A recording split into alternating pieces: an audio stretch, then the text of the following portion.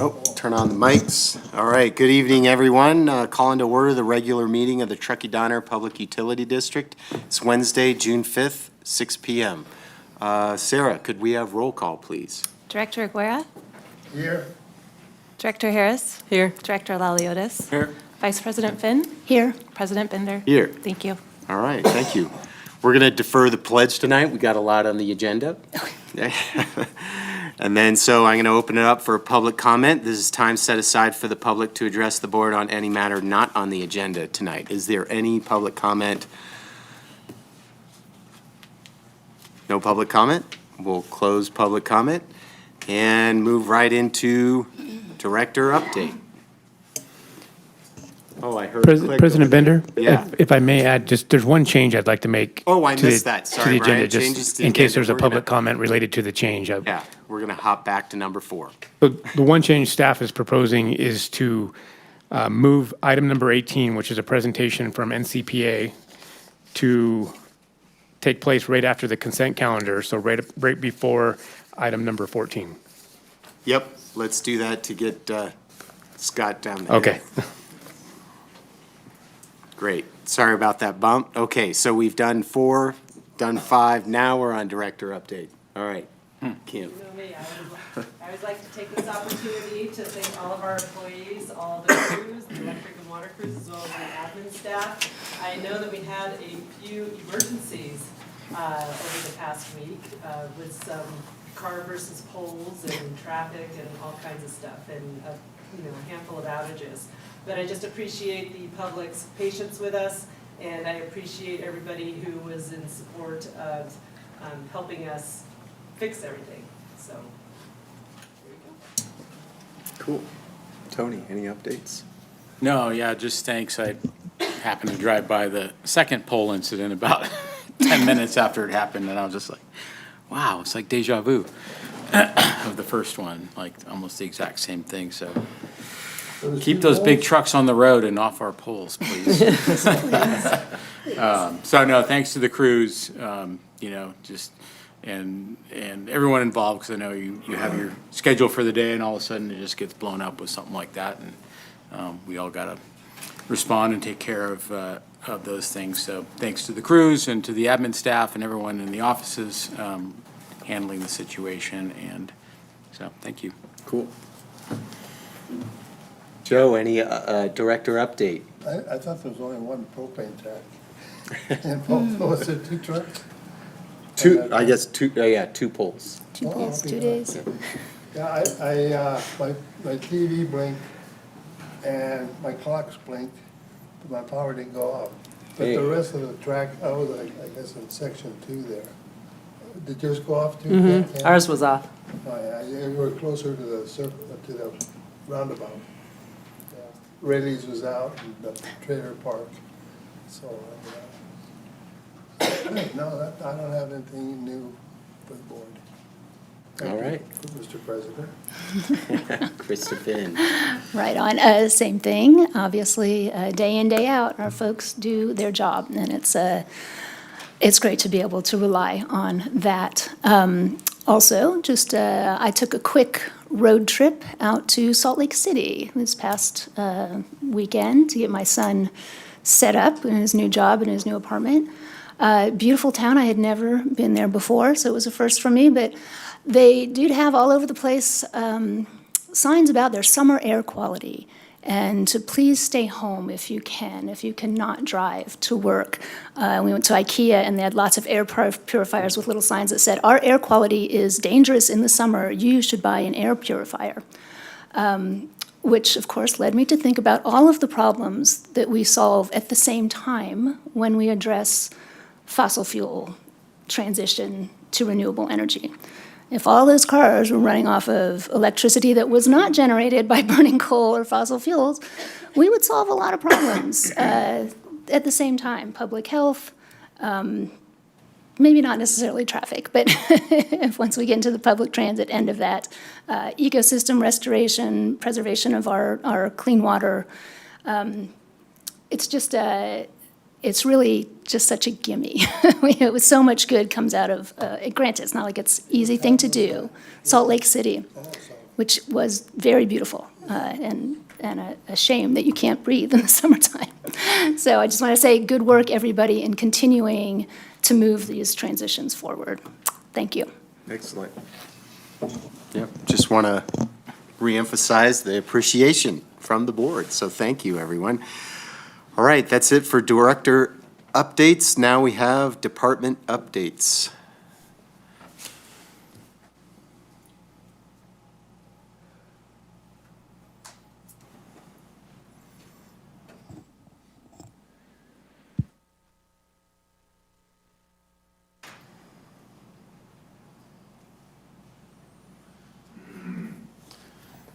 Right. Good evening, President Bender, members of the board. So for electric, yes, we're basically just going to review the poles hit by vehicles. There's actually 3 of them, because we had another one last night. So last Wednesday, there was one that took out a pole, which took out all of Morris Valley 2 circuit and also Glenshire, so it's about 810 customers. So Glenshire, we had back online about an hour. It's pretty quick. But next slide, please. And then this is the same one there. This is pulling that pole out, digging out the pole butt down the ground. We, quite simply, almost everyone was back in line by about 6 customers by about 8 p.m. And then everyone in the morning was recording in progress. And it wasn't until the morning that the rest of the customers were restored, those last 6. It was a one line coming off there we had to fix once the telephone companies were done with their work. Next slide, please. And that's kind of a picture there of what was happening at that night, which actually, it was a lot of fun to watch the crew work, not in a snowstorm on an emergency. So it's pretty impressive to see how smooth things go and how well they do. And you'll notice there are the orange blankets on the power lines above ours and the ones on ours. That's because they were working that under the live power and the other and theirs as well. And this was on 6/3 on Monday. There's the pole in the first 2 pictures there. They got hit by a truck. Yeah, the first one's a truck too. This is another truck. And the third one over, it only took out 6 customers. The primary up top for Morris Valley 3 never went out, and they were able to grab it and kind of hold it in place. But the line coming off there for some businesses down by the river there, they all lost power for most of the day. But got that one fixed. And then this was the one last night at near midnight. It was restored in about 2 hours to power, but they still took through the night to get everything repaired. There's actually still repairs going on. But one neat thing that was nice was the one on Monday, we had projects planned with shut-offs already prepared and everything, and outages prepared. And we had to stop it because we couldn't do it, but fix the pole. But this one, they were able to work overnight, and the crews were able to get back to finishing the work we planned. So we didn't actually lose any work this week, and we got 3 more poles replaced because we had no choice. So, What was that one? yes, exactly, silver lining. What was that, Director Where Guerra? was that one? That was over by, on Glenshire Drive, that one. Yeah. That was by Olympic Heights entrance Yes. there. Yeah, we were actually working at Olympic Heights later in the day anyways, so it's kind of like halfway there already. So, there's updates though. Great, thank you.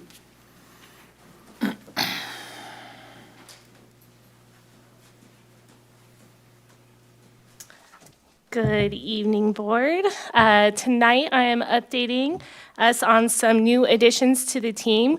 We have Xander Tomasian, who is our new network and systems administrator. Lexi Douglas is our new seasonal water helper, that should say, not just help. And then we have 3 promotions we'd like to share with you all. As Cody LaPlaca was promoted to our new electric operations manager. Josh Campbell was promoted to senior electric engineer, and Ryan Purcell was promoted to vegetation program manager. And as we do, we're going to celebrate our core value recognition winners. We had kind of a combo for April and May. Annabelle Sanchez won for safety. And while Annabelle was assisting a customer at the front desk here, it was a couple with an infant. She noticed some odd behavior from the couple. She decided that it would be best to contact local authorities with that information so they could perform a wellness check. It was later learned that a couple of weeks later, both were arrested for child endangerment. So it's just a good reminder that we have eyes and ears in our community, and Annabelle made a great call by trusting her gut. Sarah Knapp was recognized for accountability. She was recognized for stepping up to the plate and doing billing for the first time while our billing specialist was out on vacation. So even though she was still learning and it was her first time being on her own, she had been on top of it, ahead of it, asking a lot of questions and getting prepared, double checking that she had everything in order so that she could complete the tasks and our billing specialist could enjoy her vacation. So all her work was really appreciated. And this is just a quick recap of our events from, well, it's current event actually, but we started our thunderstorm softball season in May. This was our pictures from our first game, which we are excited to say that we won, which is a big deal for us because we only won one game all last season. So we are ahead of it already, and they're currently out playing, or the game starts tonight at 6:30, so they're getting warmed up right now as we speak. So Nice. wish them luck. Thank you. Great, thanks.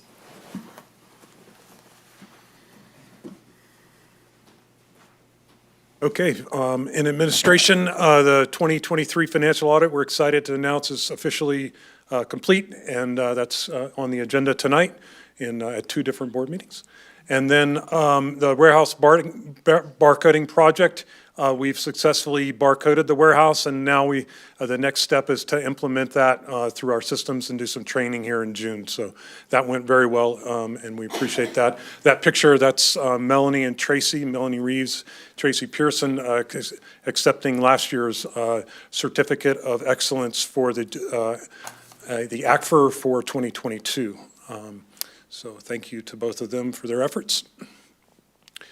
We have taken delivery of 2 EV vehicles, the first for the district.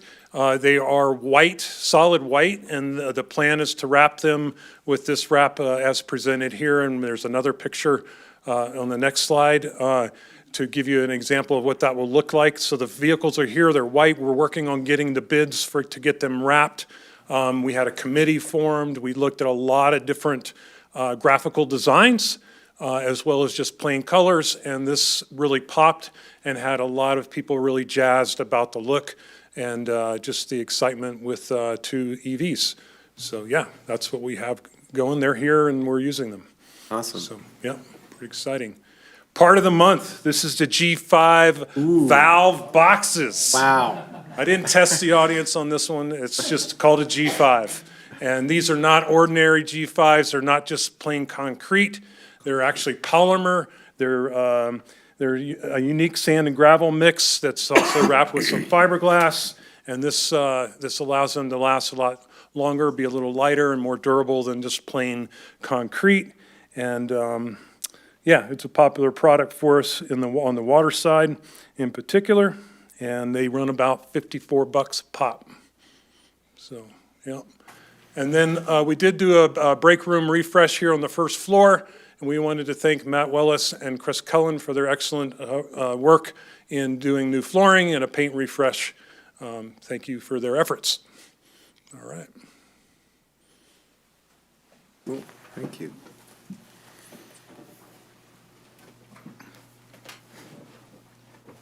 Good evening, President Bender, members of the board. This is Public Information and Strategic Affairs.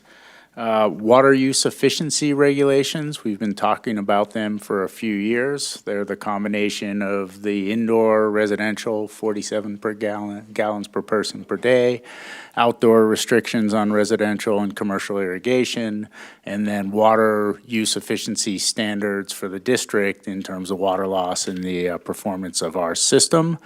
That final regulation appears to have dropped. We have submitted a comment letter due June 4th, parroting largely what Aqua and CMUA were saying. At this point, we believe the regulation is going to be brought for adoption July 3rd and takes effect January 1st, 2025. So all the preparation for it could happen, it's happening, and so our conservation garden becomes a very important tool for us again, and we're working on that, water conservation programs, and then a lot of education across our community. So more to come, but you know, that's it's a 3-year process and we're near the end of it. On communications, we've been doing a lot of regular communications through the channel, sharing the district's messages. Last month, we focused a lot on conservation rebates and electrification. And this traditional save energy, water, and money message, but also the conversion opportunities and introducing behavior. We have a electric cooking class we're doing to try to get people familiar with electric cooktops, and then a carbon bingo contest that's going on. So those have been big messages. Water conservation, of course, beginning of the summer, but also with the regulations coming, and then we're entering wildfire season. So that's happening as we speak. And then finally, we do have Congressman Kiley coming to visit the district on June 19th. Be in this room somewhere between 2:30 and 3:30, and then a quick little tour out to a facility. Board and public are invited to attend. If board wants to attend, please reach out to Brian. But we look forward to getting to know the congressman a little bit better, introducing the district. He's been an advocate for funding locally. Tahoe City has interacted, town of Truckee through the police department. So he has shown a willingness to support worthy efforts. And thank you. Great, thanks.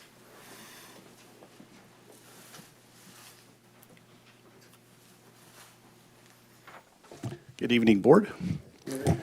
So for IT, I'm going to talk a little bit about the Truckee North Tahoe Tech Teams. This was a workforce initiative that was focused on the different technology-related jobs that are available in Truckee here at our local agencies. It was a collaborative effort between Truckee Airport, the Tahoe Truckee Unified School District, the Town of Truckee, Tahoe Forest Health System, and Truckee Donner Public Utility District. It was a successful 5-week-long series that highlighted the different technologies at the agencies, where high school students were taken around to different agencies weekly, and they spent 2 hours there going over different technologies that they wanted to show the students. Examples are at the airport, they showed them the air traffic control towers and how a lot of that technology worked, which I wish I would have went to that. The hospital showed their surgical robots, which kind of cool. Town of Truckee talked about their technologies around policing. And here at the district, we talked about different IT technologies, such as, well, technologies in IT, and then me and Brad talked about what the different positions in IT do and how that is related to the technologies that we have. You can scroll through to the next one.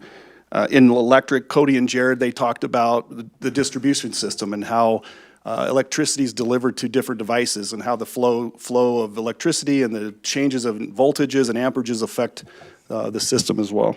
And then in water, Ty, Austin, and Chad, they talked about leak detection technologies. Like we have some satellite imagery that we use to detect different leaks, as well as what you see here, looking at leaks underground as well. There were a lot of folks here at the district that participated in this program, not just the people that you saw on the screen, but like Alex for our messaging. There were a lot of folks here that worked on logistics with the students to help guide them around the district and whatnot. So yeah, it was a very successful program. It looked like the students were very engaged, and everyone here at the district seemed to have a good time as well.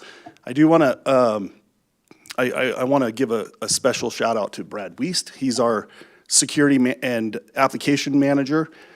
He was instrumental in the engagement with the other agencies and making this something that was successful, not just for us, but for the whole group of agencies. So that's all I have. Great, thank you. Okay, there we are. All right, on to the consent calendar. We have quite a few items tonight. I'm going to be recusing myself on item number 11, since I have a real property interest in the Grays Crossing neighborhood. And then, is there any public comment on any of the items within the consent calendar tonight? All right, Seeing none, we'll close public comment.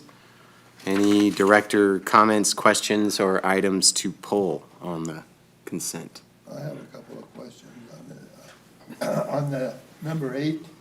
But, you don't have to go on this discussion or anything, but we're gonna, for the purchase of one Ford truck 550, it's a 2022. Is it a used truck or is it gonna be brand new? So it was new when it was delivered to us as a rental. So we have possession of it. We were renting it, and because of other vehicles being down and supply chain taking so long, we ordered another truck that's not going to get here until probably the end of 2025, maybe early 2026. And so we have a shortage. And we ordered it 2 years ago. Yeah. So we had a truck we were renting that we received as a brand-new vehicle. We're the only agency that's used it. The rental company that we're renting the truck from has a program where you can apply your rental fees to the purchase of the vehicle up to a certain amount. And so I have consulted with Council Gross to make sure that this is something we can do under public procurement. He was in a, we have the authority to do that, especially in particular circumstances where we have an urgency for the need and that there isn't another company during our procurement that offered the same program, and there wasn't. Yeah, I just wanted that we got it new and we've been using it. Now, we have 2 trucks on order and the second one won't be here for another year and a half, right? Correct. And this one is taking place of the first one we should have. So currently, we have this rental truck on premise, and then we have another truck that's scheduled to be retired in a couple of years. And so what we're asking board permission for, or authorization for, is to procure this rental vehicle now so that we have the 2 on site. Once the new one comes in 2025, we'll surplus the old one that we have right now and retire it. So we'll always have 2. We just, right now, we have an opportunity to buy one with the current supply chain on vehicles, particularly with the advanced clean fleet rule coming into place, which we have, this comes up in 2 of our presentations later on this evening. Staff's recommendation is that we procure this rental truck, use the application of our rental fees towards it, and wait for the 2025 truck to come in 2 years. My other question was on item 15. This is on That's an action. structural repair. That's an action item. We're going to present an item on that. So we'll hold off on questions on that one. And we have a staff report that we'll present and take questions then. Thank you. Cool. All right. I just have one comment, and just to say thank you to staff and for working with the Rec and Park District on the Community Resource Center. So I think hopefully we don't have to use them, but when we do have to, it is a great resource. So thank you for putting that together. Cool. And I would want to respond to the thank you with Tahoe City for helping us, because they have a kind of set a template already with Park and Rec and Liberty. So thank you for that as well. Yep. Is there a motion? I'll move approval of the consent calendar. I'll second. We got a motion and a second. Sarah, roll call, please. Director Aguera? Yes. Director Harris? Yes. Director Laliotis? Yes. Vice President Finn? Yes. President Bender? Yes, with a recusal on number 11, please. Thank you. Great. All right. So we have a slight change. As discussed earlier, we're going to move workshop number 18, an overview of California energy policy.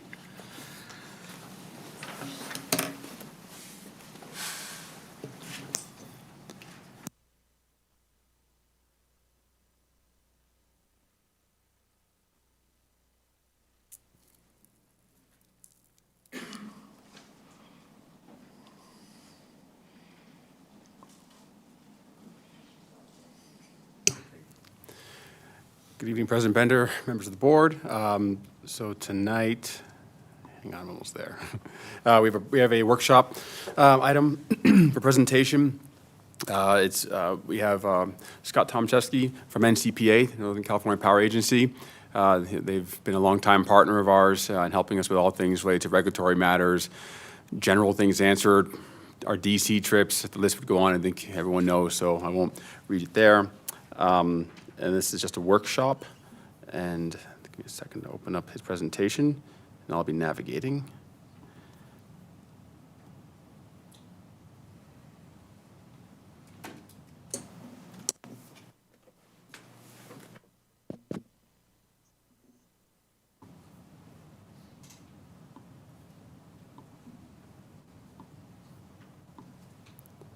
Okay, go ahead, Scott. Thanks. Thanks, Jerry.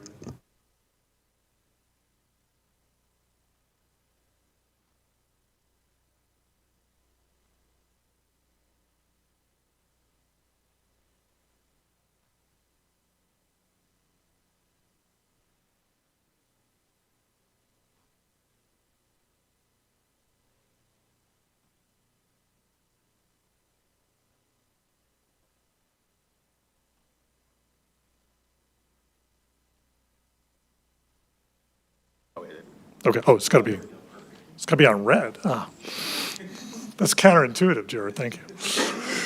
Okay, so I'll do that. So my apologies for that. But yeah, no, it's a privilege to be able to talk about this. And I think my objective today is that you will have probably as many questions after I'm done as you may have had answered, and that's okay. There's so many facets of energy policy that's just important to not only understand, but just to generally walk away saying, okay, some of that makes sense, some of it doesn't, and that's perfectly okay. So when you look at what we're talking about, what I'll try to do here is connect some of those dots in terms of things that you have control over, things you don't have control over, and even the things you don't have control over, your awareness of that is really important to understand in terms of informed decision-making. I will say as a starting point, and before I get into my main part of the discussion, the district's its position in terms of how it's perceived in Sacramento it probably couldn't be any better, at least in terms of credibility and awareness and understanding. It kind of goes along with the public power mantra of we are all unique, we all have our own things that we bring to the table. But what you'll find and as I talk through this is the policy flexibility that comes your way is a byproduct of a lot of the things that you do here to explain what you do. And that would not happen but for your involvement, whether it's in Washington, D.C., whether it's in Sacramento, whether it's with your friendly JPA, whether it's with your friendly trade association. It really doesn't matter. It's the conversation that really helps. So when we go to the next slide, we'll kind of walk through what I'm going to do. I'll give you a little bit of background on NCPA. I know many of you know enough about it, but just as a friendly reminder, especially with your relationship not only with us but with UAMPS, JPAs are very important to the district, and they provide a really important role to what we do. And then we'll kind of get into your relationship with the agencies, whether or not you like it, or those are the relationships you have. Whether you ask for it or not, those are the relationships you have, and trying to understand some of those challenges and opportunities with dealing with it. And then we'll kind of touch on key policy issues, and then can think about what you might want to talk about next time we have this conversation on energy policy. So with that, the next slide just gives you a general overview of NCPA. You are part of a family of 16 municipal special districts and one cooperative. What makes us unique as a family of utilities is we are represented in 6 climate zones in this state. What that gets you is a perspective at the table that is probably unique to any policymaker that hears about NCPA. If you have a situation where our southernmost member is the city of Lompoc with Their average load is around 400 kilowatt hours a month. It doesn't change much at all. It's always 68 degrees there. In the wintertime, it's 62 degrees, so it doesn't change much. You walk your way into the Central Valley. You go as north as Reading and Shasta Lake, the city of Shasta Lake, and it's 115 degrees in July. You have a very different load profile.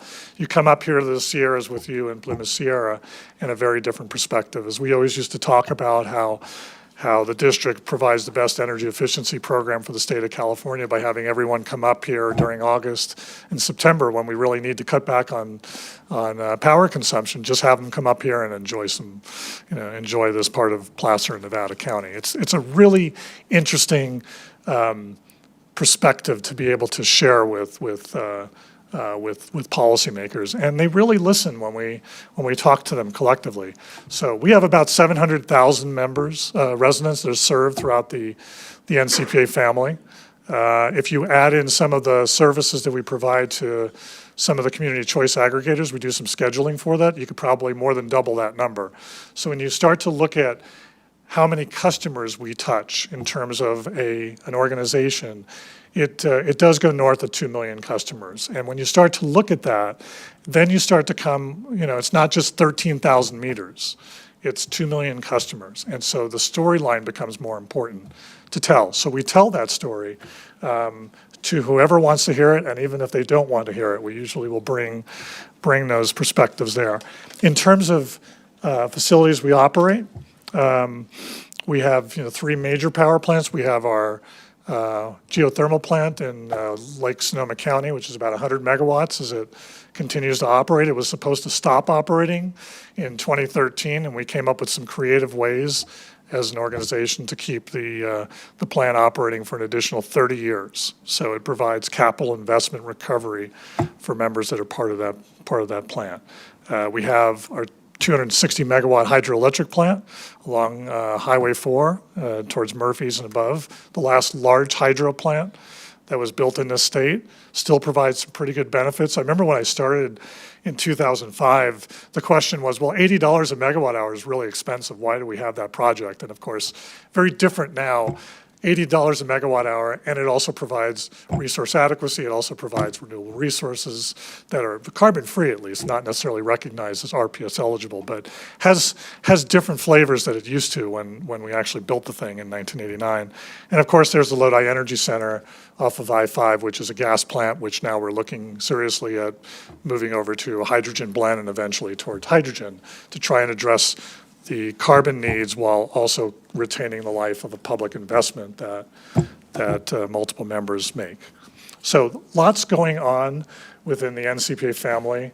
You have a lot to do with that. And if you go to the next slide, just to show the general functions, when you look at Truckee Donner's role, you participate in the LNR program. So that's the main area that, and I'll say on behalf of the LNR team, thank you for being part of that, since that's sort of my part of the building that I like to reside in most of the time. But there are other services. So similar to the things you talk about within the UAMPS family, you have the same type of opportunities and conversations related to us. And so your decision points are really looking at what's in the best public interest and how does that serve your needs. But when you have joint powers agencies that are basically providing electric-related services across a whole wide range of things, you as a member of that get to pick and choose. It almost becomes like an HMO type of plan as it relates to these types of services. And so you can decide what's best for you. And what we would like to assume is that the LNR function is serving your needs, so we will continue to serve it as valiantly and as long as you'd like us to serve. One more slide in terms of background, and then I'll get to some other things if you can go to the next one. This just shows you not only sort of the evolution of NCPA on the right side, which is now a 56-year-old organization, although there are some backstories behind why we were created in the first place. Has a lot to do with PG&E, and I'll leave it at that. What you'll see on the left side is sort of the foundation dates for the various municipalities in becoming an electric utility.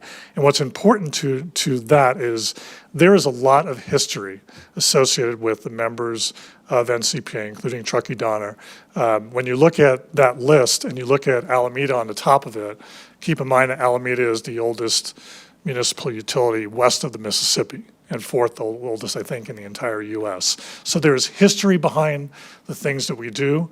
That history provides a consumer perspective that not many can provide when it comes to policy discussions. IOUs cannot provide that type of perspective. You all can. And we take advantage of that. And that's what gets us not only in the doors for conversations with policymakers, but it also gets us not only a lot of credibility, but movement in some of the things that are most important to us.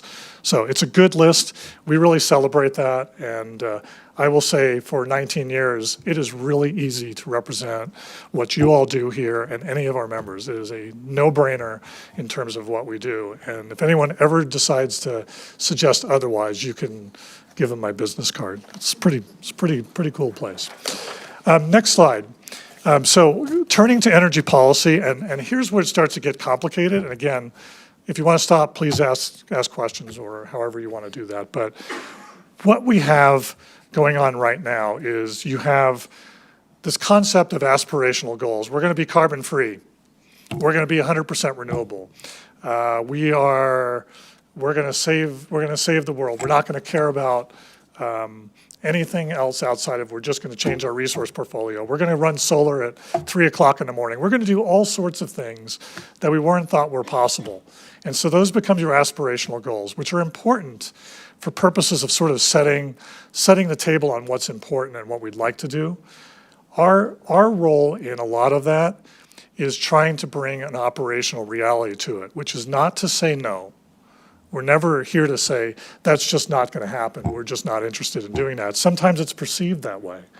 But the reality of it is, and Brian had kind of mentioned it, is when you're talking about getting the electric truck. When you have a 2-year waiting period to get a vehicle that you wanted to get tomorrow because it was part of your plan, it kind of changes things. And you'll probably get into that conversation when we talk about advanced clean fleets. The idea that something is available now immediately without sort of the struggles of getting from point A to point B is the thing that we have to explain in a way that's not only not dismissive of aspirational goals, but making sure that there's an overlay of reality on the things that we do. And so it's not as if you don't care, it's that you're trying best ways of dealing with it. So when we start to talk about things like flexibility, that becomes really important in this. It's like, well, you want to be carbon free. Well, okay, well, let's see. How do we do that when we're not necessarily connected to the California grid and we're connected east? That's kind of an important question for the district to deal with. And it's important for policymakers and regulators and legislators to understand that. These are just sort of a laundry list of the agencies you deal with. It is definitely not exhaustive, and some of them are probably less important than others, but they're all there. And they're all spinning in their own way to kind of figure out how to make this all work. And unfortunately, the solution is very difficult and in some cases, close to impossible to reach, although we have to do it in some way. So that's sort of if you walk away thinking, how do you balance this? The answer is you try the best you can, and you make sure that people understand exactly what you're doing and understanding the challenges that are associated with it, while threading the needle by saying, just because I say it's hard to do doesn't mean I'm not interested in doing it. Okay, next slide. Here it gets even more, now it starts to get more complicated and illegible since it gets smaller, which is probably a good thing. When you look at the chart on the left, those are just sort of the policy goals, some of them that have been outlined over the years, and there's probably some that are missing. For example, AB 32 was passed in 2006. Basically said, let's get our carbon levels down to 1990 levels by 2020. We're now past that. But when they said that, they said, well, we really don't know how to do it, so why don't you all figure it out at the Air Resources Board and give some consideration to market-based programs? Thank you. And so when you start to look at, now you have legislation that's focusing on a policy turning over the implementation and the development of an entire program to a regulatory body that isn't really debating policy from a legislative perspective. Enormous amount of responsibility from that. And to their credit, they've done a fairly decent job of getting there. And there's a lot of things that probably didn't work perfectly and some that are still not working perfectly. But it's the challenge that they've been provided. Very easy for policymakers to say, hey, we've got a great idea. Let's just let this agency implement it. And lo and behold, you're now part of a 3 to 4 to 5 year dialogue on how this gets implemented. And that's where your roles become really important in all this. Case in point, the RPS program. You have lots of accommodations in the statute that are directly tied to you without your name being listed in there, but there's many of us in this room that can go ahead and say, that particular clause is Truckee Donner's clause. And it's only there because of you. And it's only because we sort of discussed that thing. So we have things like reducing emissions, getting to carbon-free by 2045. Well, carbon neutrality and zero carbon, the definitions are still not exactly clear. We sort of know where we want to go, but we don't exactly know where we want to go. So there's that element of it, is that the definitions are not exactly clear. But we think we know. It's all part of the aspirational goal. Just do it. You get into a situation of renewables. The definition of renewable resources don't include things like large hydro, which are carbon-free. So the question you start to go down the path of is, what are we trying to accomplish? Are we trying to reduce carbon? Are we trying to promote renewables? Are we trying to do both? How can we do both? Sometimes these programs don't sort of match the way they're intended to. And so we deal with those challenges. Then you get to the right side of this chart. And you don't have to really look closely at the bar on the right to say that bar is much larger than the first two. That is a result of electrification. So if we're going to go zero carbon, we got to get a lot more resources online very, very quickly.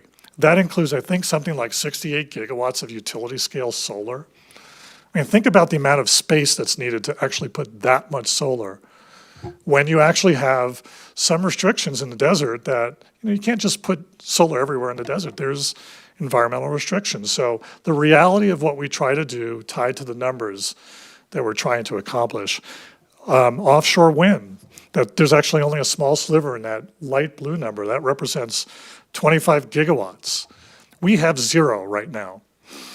We have no infrastructure right now to support offshore wind development, but there's an expectation that by 2034, there's going to be a ton that's actually operating by then. And that doesn't take into consideration the permitting challenges that we have to deal with, the fact that we still have to develop lay-down areas for Humboldt County and some of these other places that just have not dealt with those things before. And in fact, actually, the Energy Commission in a hearing in early, I think it was March, they basically said, well, that was just an aspirational goal. So aspirational goals don't necessarily equate to operational realities, but we all have to deal with it. So we can't ignore it, but we have to be aware of what it really means. Battery storage is another big number in there. Lots and lots and lots of battery storage. The one question I would have is a lot of it's tied to 4 hours of battery storage right now, so that's great for one day in a peak. What happens when you actually need it for multiple days? Now you're talking about redundancy, more space, other issues related to lithium production and other things that go along with that, which go well beyond the challenges of the power industry. It goes into social issues and other things like that. So there are a lot of things that underlie the numbers that are there.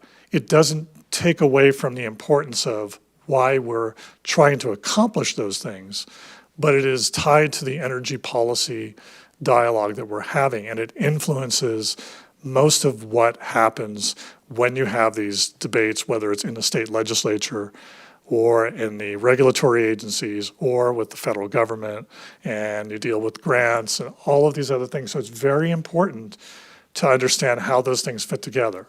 It's not, it's not as straightforward as one might think. So next slide. What we do hear from the agencies is we coordinate really, really, really well. They, and when we look at the energy agencies, it's kind of interesting how you would define this. This graphic part is something that Cal ISO puts in its transmission plans.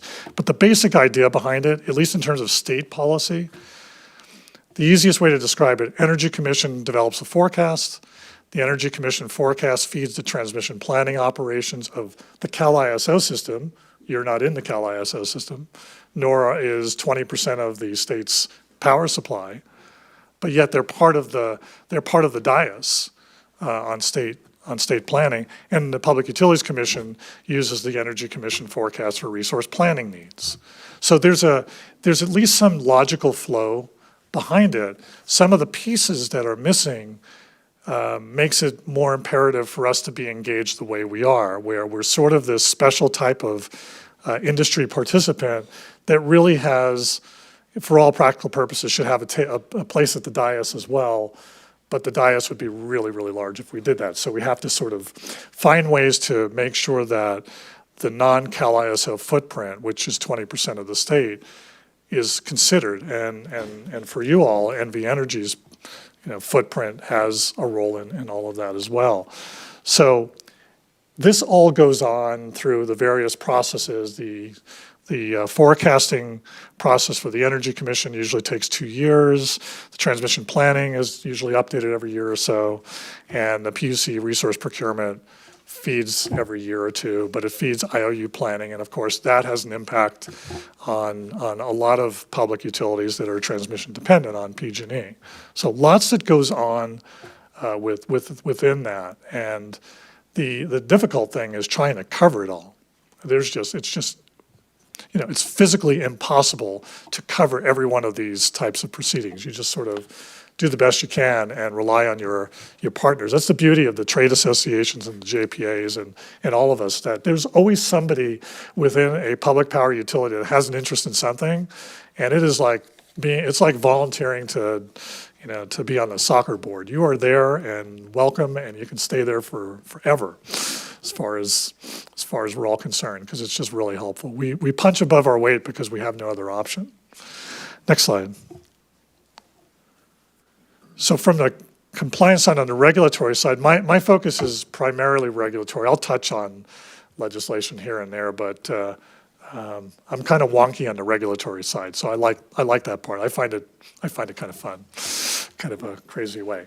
The compliance burden is substantial. That is absolutely true, and understanding what it is hard enough, but figuring out what you have to do operationally to keep your system running, especially when you have things come up, and yet there are various permits and other things that make it difficult to basically do your job. And if you're left with the choice of keeping the lights on or complying with state laws on air permits, I've heard utility representatives say, well, we think we keep the lights on. We'll deal with the other problems after. But it becomes a choice. It's a really bad choice you have to deal with. Reporting is another thing, and I'll talk about that in a minute. But we always despise the idea that, oh, it's just another report. Why do we have to keep reporting and reporting and reporting? Which has a lot of truth to it.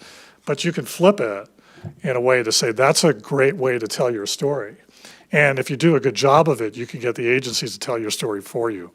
We actually do that really well with the Air Resources Board. We are, and I'll get into it in a second, we are in the middle of a cap and trade discussion on what to do with the allowances and allowance value you get, which brings money to your district. We have been told, and we have seen the agency staff talk about the value of those programs, not specifically yours, but broadly. Utility programs are important, and we have to address these things. We have to make sure that those keep going. That's helpful. It doesn't guarantee that we'll get what we want, but it actually helps that we're on the same side of the story, which is important. Compliance flexibility, that is probably the most important thing to you as a district, because you're not connected to the California grid, but you're expected to do everything that the California policy world wants you to do, even if it doesn't bring material benefits to the state. So when you're looking at renewables, you have the ability to go east to purchase renewables. You don't have a statutory requirement to buy a certain type of renewables. You have a much larger range of flexibility. And as Mr. Ponsley will tell you, the numbers used to be 0 in terms of RPS, but it went probably on the north side to the point where you're sitting in the top 5 of the state every year. And that's no accident, but it would not be possible if you didn't have compliance flexibility. So those things are important, and we keep pushing that for not only you, but for others, depending on what the situation is. And so, and that kind of goes to the same thing. The NV Energy, I mean, your problem is if they have an issue, your system gets shut down. That's, and the California policy world will probably say, well, that's your problem, and it's probably a bad thing to say. But the reality operationally is that they have no control over that, but yet their desire is to make sure that the things that we want to do in California are consistent with the things you're doing here. So as much as you have that relationship with NV Energy, they're kind of agnostic to that relationship as it relates to California policy. But nonetheless, it's still important. Next slide. I am not going to talk about all these things, but these are just some of your relationships that you have with various agencies, and I know I've left out a few.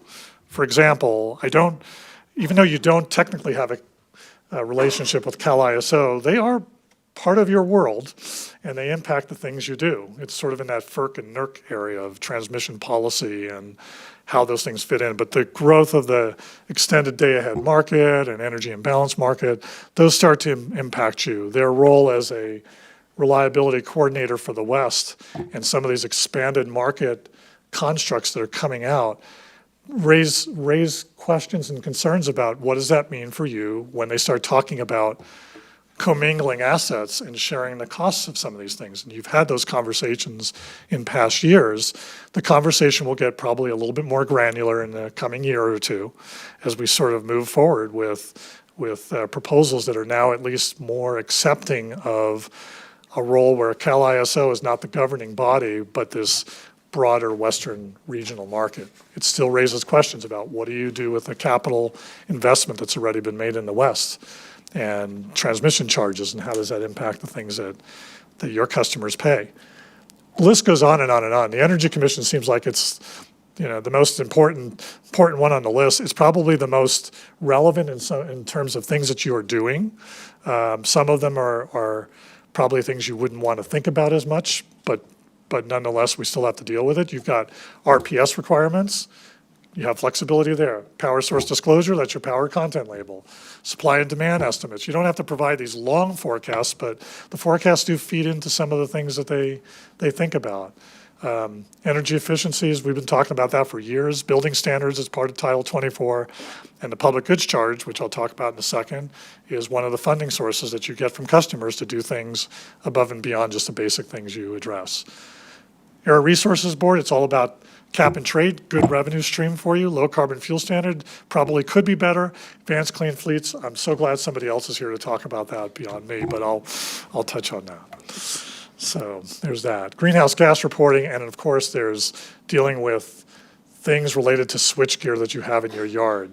If you didn't realize that the gases that are keeping your switchgear cool has a carbon content of 26,000 times the intensity of methane, the Air Board really takes that seriously. And by virtue of that, it makes it very difficult for us to sort of document the things that we're doing. But it's, there's a lot of good things the agencies are doing. And don't get me wrong, this isn't all bad stuff. It's all based on good intention. It's just sort of how you apply these things and how you set everyone up for success, when in fact, a lot of times we set everyone up for exactly the opposite, where we're not as successful as we'd like to be. You have a wildfire mitigation plan on the agenda today for approval. That goes out once a year. And some of the things that are in there, the flexibility you have in that program is a reflection of the conversations we've had with policymakers on that. Public Utilities Commission, just dealing with, pole safety and things like that. And we always argue whether or not you really have jurisdiction here, but it's part of the dialogue. And of course, there's your federal power resource dealing with Western. So lots on the plate. It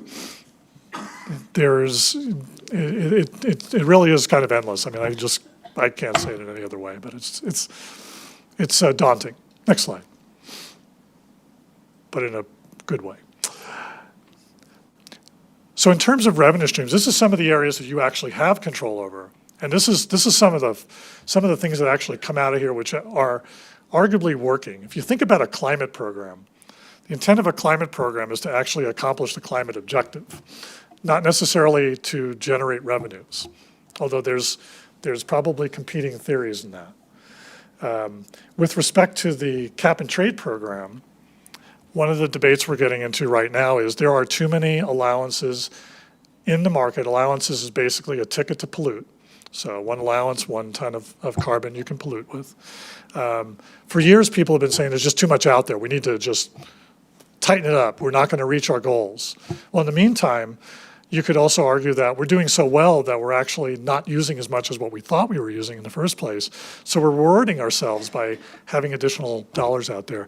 As you'll see in the next slide, you guys get about $2 million a year from this pot. And that money is it's only going up because there's an inflationary trigger that's tied to the floor price of what clears in the auction. And it's been clearing at close to $40. $40 times 50,000 allowances that you get every year is $2 million, and it's going to go up. So that's a good thing. You'll see that graphic in a second.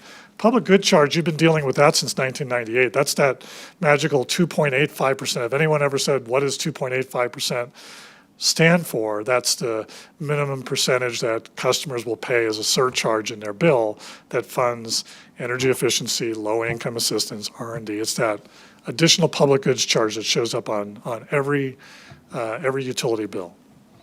That's an offshoot of AB 1890. So that actually is a restructuring bill that's been around for a long, long time. The low carbon fuel standard, a little bit more challenging, and I'll talk about these in just a second as well. Idea behind that is the carbon intensity of the fuel you use. If you're on the good side of it, you get credits, and if you're not, you pay. So it's a pay for pollute. So if you're an electric utility, it's assumed to be carbon free, you get lots of credits. We've developed so many credits that it's kind of depressed the market, and that's a different story. But these are 3 things that you get revenue streams from that you can do things with that are related to carbon reduction. Next slide, Jared. So talking about cap and trade, it's not just about us as utilities, it's also about the state. State and the last one is missing one word, which is, well, GGRF, which is actually 4 words, Greenhouse Gas Reduction Fund. Those are the dollars that goes directly into the state coffers for legislative appropriation. $28 billion of programs that's available. So when there are people that will argue that we need to get rid of cap and trade because it doesn't provide any material benefits, what it's doing right now is providing some backfill for the state budget where we start to argue about things that we can't fund. Now, these are now bona fide proposals that are taking dollars and trying to backfill programs that would otherwise be eliminated. POUs and cooperatives, about $2 billion. The IOUs probably have another 12. The difference between 45 and that 30 is really what the IOUs get. But those are dollars that go directly to you for purposes of providing transition assistance for your customers or provide them with programs that will allow them an opportunity to reduce emissions, reduce their bills, and do all sorts of good things. The idea was it's expensive in the transition, and this is intended to offset those costs. Been in effect since 2013. The program will continue through at least 2030. At least I'm happy to say that the conversation on post-2030 is pretty positive towards having this program continue. What you get beginning in 2031 will largely be a lot less than what has been agreed to before, but that's part of the push towards reducing emissions, so not inconsistent with that. Next slide.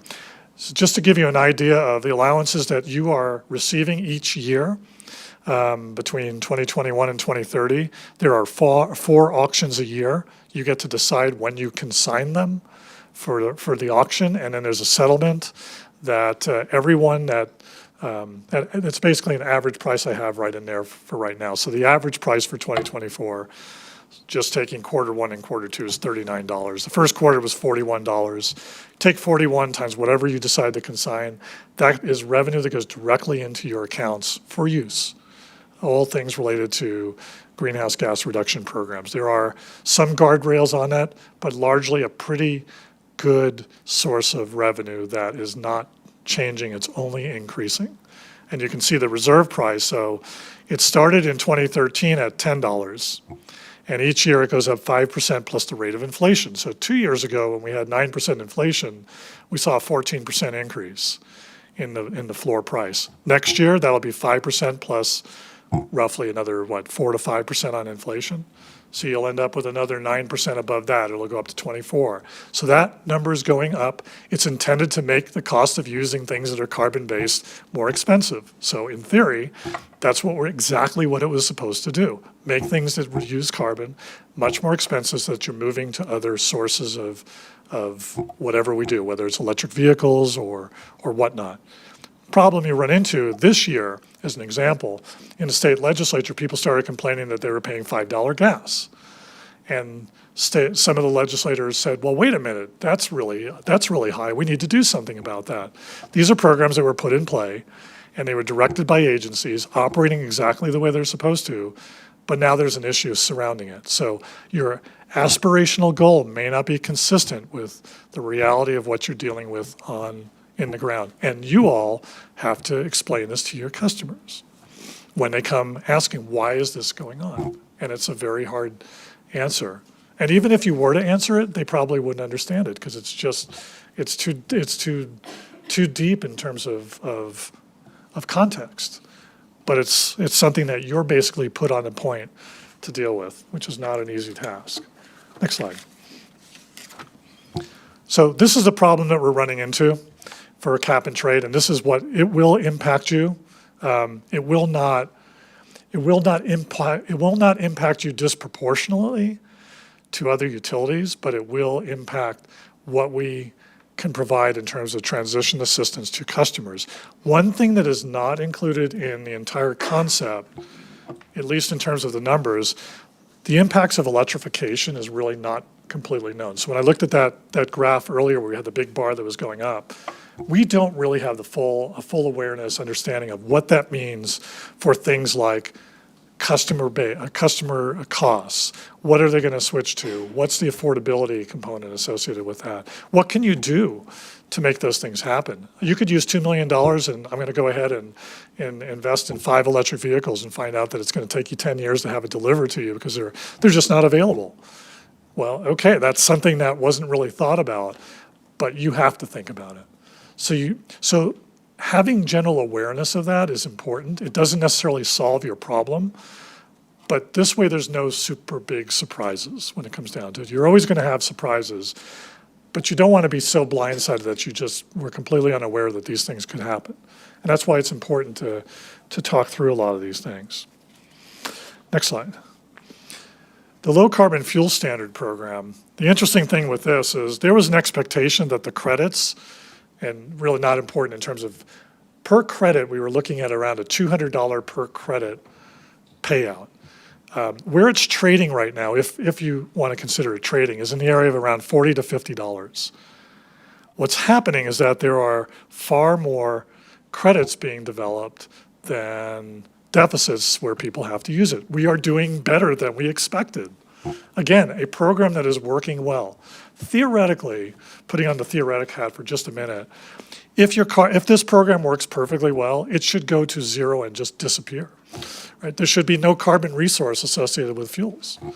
So that would be the objective. We're doing better than expected, and so by virtue of that, the market is responding to it. Now, so that becomes a problem. So the district doesn't get nearly as much in revenue in terms of what they expected to get from this particular program than they would for cap and trade, as an example. One thing that's interesting with this, though, is that this is a little bit more restrictive, so it's tied to transportation-related things. Where cap and trade, you can go a little bit further than that. So just for awareness, the intensity of the carbon fuel is what we're trying to do. Intensity of electricity production is continuing to go down. So you're always on the good side of a credit. You're never really generating a deficit. So you get less credit, you get less for credits, or you generate credits, but they're not worth as much. So that's what the next slide just shows, just the difference. You can see that there's about 23 million credits that are in the system right now. So it's going to take a while to clear that out. In the meantime, people get pretty uncomfortable with the fact that it's not performing the way they thought it was, for good reason. So in the next slide is really sort of the last slide on LCFS, is just they're trying to deal with increasing the stringency, make it more stringent, get some of these fuels that are actually generating credits out of the equation. Some of the biofuels have been part of that, and so some of the arguments is that that is generating way too many credits and it's depressing prices. And of course, looking at focusing on equity programs. Equity is a big deal for the state agencies and the federal government. How we apply it is somewhat challenging because we are not necessarily environmental justice communities across the state. We have low income assistance. Maybe we don't have traffic and smog the same way that we have it in Southern California. So some of those EJ issues tend to skew their way to the southern part of the state. And a lot of the EJ community feels that the state legislature can direct programs to address their needs better than local programs that are dispersed through market programs. You can make a valid argument in both directions, but that becomes sort of the proxy for some of the discussions on markets. Okay, one more thing on markets. You may have a question, how come there are negative prices in markets sometimes? It's like, why in the world would someone pay someone to generate power? It doesn't make any sense, which I would argue is probably true. The reality of it is it's tied to the subsidies and incentives that are provided for largely for renewable resources. So right now, if you look at, since you don't have to buy renewable energy credits are tied to RECs, that's actually a really good thing for you. Because when you start to look at some of the buckets that other utilities have to buy, you just add $70 a megawatt hour to the cost of power. So if you're generating power and you've decided you're going to go ahead and bid into the market at negative 50, you can still make money because of the credits that you get. So there's a lot more behind what's being said when they say, well, it's negative pricing. You'll find negative pricing during the springtime when you have utility runoffs. You'll have negative pricing in the early part of the summer when you have a mild day and there's 19,000 megawatts of solar that's generating, where you have renewable curtailment. You won't see that quite so much when you get into peak periods. Then you start to see it flip entirely the opposite way, where you're paying $250, $300 a megawatt during peak periods. So there's lots of market dynamics that may not make sense to the average person and probably doesn't make sense to the informed energy expert, but the reality of it is that it does exist and you're going to find those things happening. So you can go and look on the Cal ISO website, or if you download their app and you can check current prices. It's kind of fun. You can see what the current prevailing price is. And sometimes you look at it and you think that's negative $25 a megawatt hour. How does that work? Well, this is part of the explanation to it. And there's probably a little bit more to it. But it's another one of those things where market dynamics just don't necessarily make sense, but it's part of what we do when we deal with transactions. It's just it really is it's a byproduct of the renewables market being as strong as it is. Next slide. And then one more fun thing before I get to one or two more fun things. The Clean Fuel Reward Program, remember that was the point of sale rebate program that basically was so popular. You were contributing a small component of it and basically used all of it for $1,500 rebates for electric vehicles and all the like. And we basically shut that down, even though money's still being collected from a number of utilities. I don't think you guys are paying into that right now. But the IOUs and the larger publics are. There's a proposal to change it to sort of focus on medium and heavy duty vehicles. So this thing will come back at some point, but it does get into the question of when you're providing a rebate, what's the objective, what's the public interest, and why are we doing those things? So it's really an opportunity to repurpose what that Clean Fuel Reward Program is and how to address it. It sort of has gotten to the point where we've gotten past phase one of the early adopters of the EV market. Now we're kind of into those that have to be convinced to go move to an EV. Probably not going to be convinced on the heels of an extra $500 rebate. There's probably more things that they would have to happen to convince them to switch vehicles. So sort of changes the metrics on the value of a rebate program. Next slide. Again, I don't have to talk about this too much, but man, it's an issue. The problem with this regulation, of course, is the availability of the fleets, but as we've talked about it, and I'm sure Steve has talked to you about it on multiple occasions, the idea behind jeopardizing safety for the benefit of dealing with environmental aspirational goals is really problematic. And at least in where we are today with the regulations, you have a couple of years to sort of figure this out, being sort of you get the benefit of the Nevada County part being a low population center, so you have a couple of years. In the meantime, there are exemption requests that are being submitted by utilities that don't have that 2-year window. And so it's sort of the first tranche of how is the Air Board actually going to deal with exemption requests? So that will provide really important insight when you get to that situation where you might have to be going down that same path. At the same time, there's opportunities to sort of change the rules. And that was the purpose of Assembly Bill 1594, which sort of looked at trying to ease the way of using the exemption process. Not perfect by any means, but at least moving in the right direction. And much of why we're there is largely a result of Truckee being an example of why this is so problematic.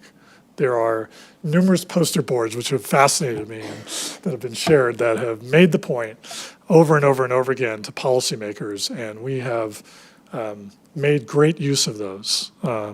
You have provided that on behalf of the public power community and others. So it's really important stuff. Next slide. So this little split chart is something I share each year with all of our members, and these are just sort of some of the reports that are required related to the Air Board and the Energy Commission. It's kind of nice in the sense that we tend to forget what's actually due at any given point, and then we get into reporting season, and what you'll see is a blast email from me that says, we have 5 reports that are due, this is what we need. And in your case and in others, it's sort of this death march of providing information. Again, going back to what I said earlier, though, sometimes this information is really helpful for telling the story and having the regulators tell your own stories. So it's not all bad. It's just never really an opportune time to spend time putting this information together. So you have to run your system. So if your question is, do I keep the lights on or do I fill out this report? Probably have to do both, but we can help you with the other part of it. So we try to help you with taking care of the things that really are not fundamentally helpful for running your system. But these are important things, and the information that's provided helps shape some of the thinking in terms of what's next. And the RPS conversations have been very helpful. The allowance value reports that are provided every year, that's extremely helpful. It's like, okay, they don't just take it and spend it on things that are not helpful. So it's all really good. Let's have a couple more slides and I will be done. So next slide. But I'm going to talk about these for the next 25, 30, 45 minutes or so if you want. I won't. But there's a lot going on. And really, we've talked about some of these things. I want to highlight just a couple on this list, just in terms of awareness of it. Affordability is sort of a loosely used term when we talk about it within the policy world. When you talk about it in terms of rate making, I get really, my level of discomfort comes when we use the term ratepayers, because you're actually dealing with your customers and consumers and customer owners. There's no ownership tied to rate paying. You're just basically getting a bill and you're paying. But if you've shared that share that mutual interest of providing power and doing it in the most cost-effective, responsible way, then it takes on a different meaning. And so when your customers can't afford to pay their bills, you can't afford to provide that type of service. That becomes really important. So you have financial affordability. And the easy thing for people to do is say, well, I'm a Tier 1 PG&E customer and I have a 42 cent a kilowatt hour Tier 1 rate. You guys aren't even close to that. I mean, I would pay 10 cents more than what you're paying right now as a Truckee customer and probably be okay with it. But that's not the point. The point is that you're dealing with trying to find the most cost-effective way to provide power. And that's where you're looking at affordability. You can't afford to waste people's dollars. It's not your dollars. It's the community's dollars. You're the surrogates for these dollars. They're your customer owners. That concept gets lost in the broader scope of PUC, IOU-centric activities because it doesn't have that relationship. So affordability means a lot when it comes to us, but it means something different than, it's more than just my bill is really expensive. There's a lot more to that. You have capital investment that you don't want to strand. So things like that. There's another side of this also that I've been at least starting to talk about more is the environmental affordability. You know, someone will say, well, how can you afford not to do that? And, you know, you sort of look at I guess if you look at the state's climate program, they talk about $200 billion in benefits because of, you know, health benefits. How do you argue that? And if you did argue that, you would really be in a pretty tough position moving forward because it really is it's not a position you want to be in because you want to be sympathetic to those things, but monetizing it makes it very difficult to deal with affordability. So so someone says to you, well, just spend $1 billion, you know, because you're going to save $200 billion in health benefits. Okay, well, that's a discussion point you might find yourself having with somebody and without a really good answer to it. But you have to balance it. And knowing that there's sort of multiple perspectives on that is extremely important. Look at things like cost shifting, another affordability issue. PUC just recently issued a decision where now some of the costs that were tied to volumetric rates, so at 42 cents, I'm going to get a 6-cent decrease next year. I'm not really excited about that because I'm still going to pay it. I'm just now paying it in my fixed demand charge. You'll look at the literature and you'll look at the policy discussion. They're saying we are making rates more affordable. You're making the volumetric cost lower, but that doesn't mean that it connects directly to affordability. So that's something, if someone asks you, well, wait a minute, Liberty Energy is doing this whole thing, and now they're gonna have a 6-cent decrease or whatever they're gonna do next year, starting in January 1st. So in December, you're gonna start to get questions from people that are saying, hey, wait a minute, I got this notice from Liberty Energy, and now we're gonna have this lower rate. Why aren't you guys doing that? So understanding the relationship between the volumetric charge and the fixed charge becomes really important. Fixed cost recovery allows you to pay for the basic foundational things that you do. Because if the economy goes bad, you still need to have some sort of source of revenue to pay for the things that you do, or the utility folds up. But that's a relationship that can be skewed in a way that can mislead consumers. And if you if just for fun, go on the PG&E website and see how they describe some of the changes that you're going to be seeing. You know, if you're informed about it, probably you would ask a couple of additional questions in terms of doing it. They're not wrong, but it's not as straightforward as it's made out to be. So those are things to be aware of.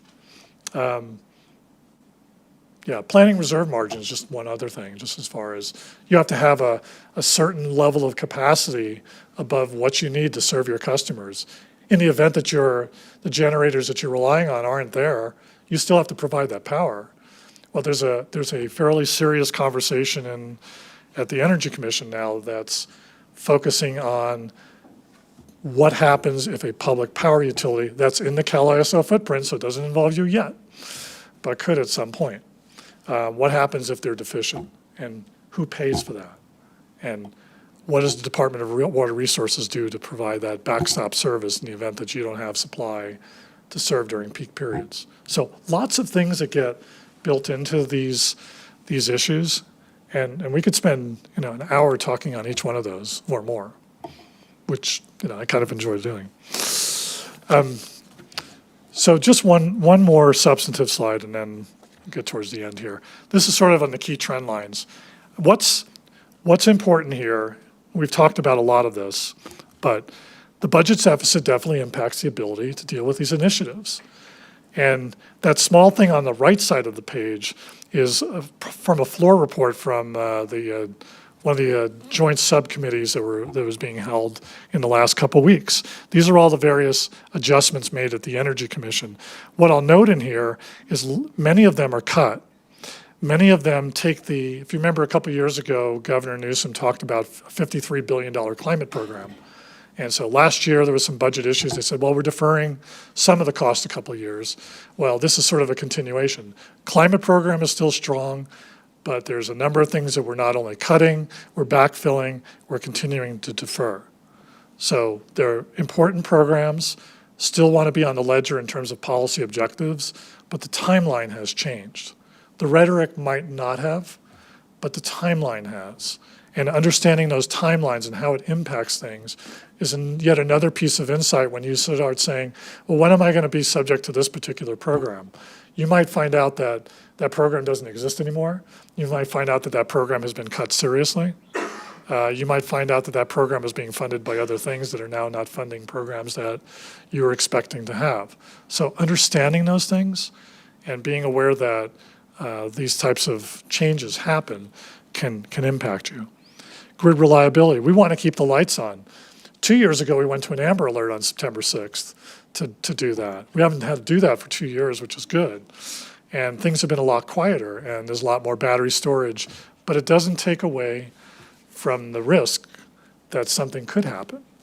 And we have to be prepared for that again. And when you start cutting programs and demand starts growing and we have electrification and we start to deal with that chart that I shared earlier with the numbers going up, it changes the metrics and it changes the potential that risks can change. So nothing is static in this environment. So I'll leave it at that. One final slide and then I will stop. For you, and really it is so easy for me to tell your story. I love it when you tell your story also, but gearing us as NCPA to be able to tell your story allows us to sort of strategically find the right levers to push and pull and figure out how to best make that happen. But ultimately, it still comes down to your relationships that you have with not only with your constituents that need to understand it, but also your policy folks and your representatives that are there to represent your needs. When we go in and we have these conversations in Dolly's office, he definitely is interested in what you have to say. He could care less what NCPA has to say, or maybe care less than what he cares about what you guys are thinking, but he really wants to know what's happening here. And the same within his district. So we can only be sort of the surrogates of a lot of those messages. And maybe we can be strategic in terms of how it gets put together, but ultimately it's your relationship that makes those things work. It's your relationship that amps him up in a way that says, oh, I need to do something to make sure that my constituents are addressed. So those are really important things. You offer credible solutions, often. And when there's problems, they need to understand the nuances. They need to understand that you get 8 feet of snow in the wintertime. It's a little bit of a different story when it snows and it takes days to bury yourself out of it. Oh, and on top of it, you still have wildfire risk. That's a pretty unique combination that most other utilities in the state don't have to deal with both of them. And sometimes you can find yourself dealing with other issues. So, and one final point, this public entity, the consumer perspective, when we go to DC, we will often hear that they do not hear from consumers. And if you think about it, how in the world would a consumer go and say, you know what, I'm going to go ahead, I'm going to go get a plane ticket, I'm going to go fly to DC, I'm going to go set up meetings, I'm going to go stay at hotels that are stratospherically expensive, and I'm going to go ahead and do that. I just can't do that. So we become the closest link to the consumer in a lot of ways, that we can bring those perspectives to the forefront, and then they hear from us, and they're very willing to listen to us. Even if they don't have a direct regulatory role in terms of what we do continue to push the fact that when they make a decision way upstream from where you are, that has a material impact on everyone you represent. And they don't have to answer to those customers, you have to. And that's an important consideration. So I will stop there, say thank you for letting me share some thoughts. Hopefully I didn't go over too much. I'm not sure where we are, but I do appreciate the time. And as you all, for those of you that know me, I love to talk about this stuff. So I'm happy to have any conversation, answer any questions you'd like. Thank you, Scott. Jared, do you have any more? Seasonally, I spend a lot of time talking to Scott. This is one of those seasons, so I always have 1,000 questions for him, but I usually get them answered differently. So I really appreciate that, Scott. That's a great presentation. It's a complex market, and Yes. that's one of the folks who answers our questions for us. Thank you. All right, I'll open up this workshop to public comment. Any comments on California energy policy or questions? It was a lot of info. It's mind-numbing. Yes. Thank you. All right, I'll close public comment. Any comments, questions from the board? Krista, do you have anything? I don't have any questions on your presentation. It was, complex, broad. But I just want to say, we really do obviously appreciate our relationship with NCPA and our sister utilities. We do have a lot of challenges, obviously, and I'm somebody who lives in the aspirational space a lot, but I'm not resistant to reality. I understand that it exists and that we will bend to it. But we want to do that with, creativity and perseverance. And sure, we're going to fail often and early and often, but it doesn't stop us from making progress, right? And I think that all of that plays into this. Well, it doesn't play into it. It is what it is. This is where we're at. So I find it exciting and interesting to engage in these conversations and learn about all the things that are going on at the policy level and the state level, and the things that we can do here locally, and how we define our. We've never adopted 100% renewable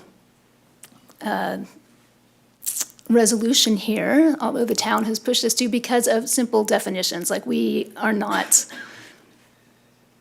willing to pin ourselves down that hard. It's a flexibility and all of that. So it comes all the way down to this level of this dais and 5 people discussing all these same issues, but in a little, so it's really great to have you guys as a resource. Then when we do have an actual question, I, of course, will go to Jared, but Jared will go to you. So just thank you very much. Thank you, Stephen Poncelet, for the things that you do, everything that Thomas pointed out. I think we owe a lot of that to you, so thank you for the work you do.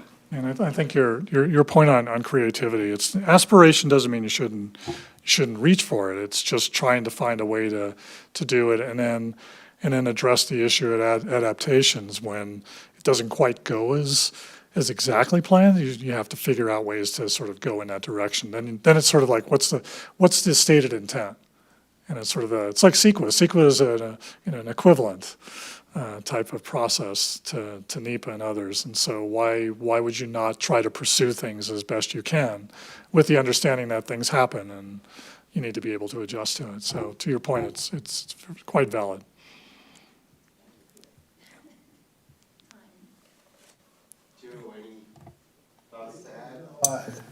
I remember when I first started here, that, and we were very close to NCPA. And In fact, they used to have, well, I don't know if you still do, seminars, and I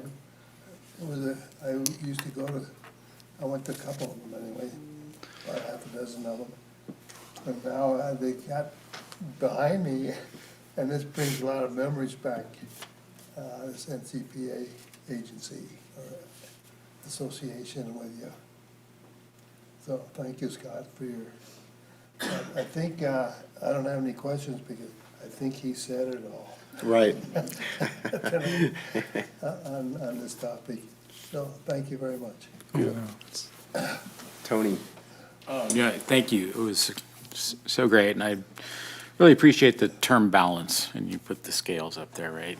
When you talk about aspirational goals and sort of the operational realities, and that is, I think, the foundation of a lot of things and how we've addressed moving forward with our own renewable portfolio. And yes, the town, adopted 100% renewables, but we adopted an approach that is balanced and is bringing as much renewable energy as we can, balancing affordability, balancing reliability, and all those things that that go along with that game, but not looking the other way, but being a partner. And so I think that's really important. And I appreciate NCPA's assistance in helping us develop those policies and programs over the years. It's just another way that JPA, in a relationship like this, benefits our customers and benefits the state as a whole. As you say, we sometimes are able to influence policymakers in our own right. Even though we're not in Cal ISO, we can have an influence in other parts of the state. So I really want to appreciate you, Scott and Jared and Stephen Poncelé. I really don't want to ever get in a room with Scott and Steve at the same time. But it would be very educational. So thank you for your time, and I appreciate NCPA's efforts. Thank you. Yes, thank you very much for your presentation. It's definitely very complicated, and I don't know if it's possible to get a copy of the presentation so I can kind of go through and study it a little bit so I can try to understand it a little bit more, and try to go back and revisit, some of the information that you've talked about. There's a lot to it, and it's just nice that we're part of a larger group to make a difference in the state of California. So thank you. It's a privilege to do this, so great to represent you guys. Great. Thank you. Excellent. Thank you very much, Scott. Thank you. Yeah, excellent. All right.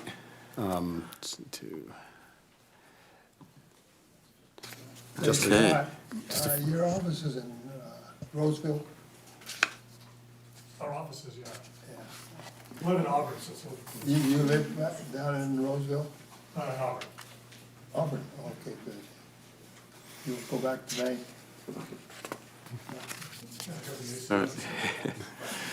All right.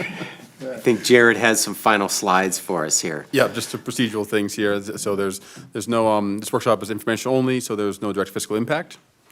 And we wanted to receive this, the recommendation was just to receive this information workshop and provide input to staff. Okay. Excellent. I think we're good. Any other final thoughts? All right.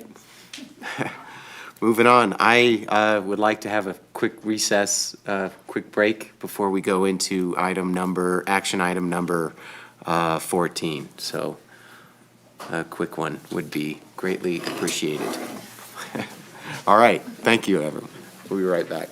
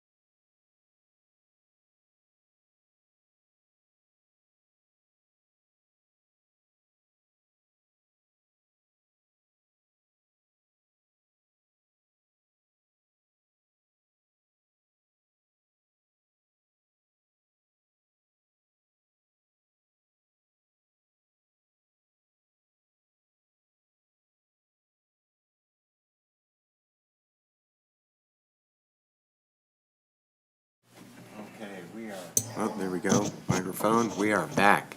Got number 14, Jillian. Julie. Good evening, President Bender and members of the board. I'm here. Better? Yep, there we go. I'm here to present the follow-up to the post-retirement benefits action item from the May meeting. The majority of this presentation is the same from that May meeting with the new information and updates in the fiscal impact section. So if the board would like, I can move straight to the new information regarding the fiscal impact and recommendations, or I can present the PowerPoint in its entirety.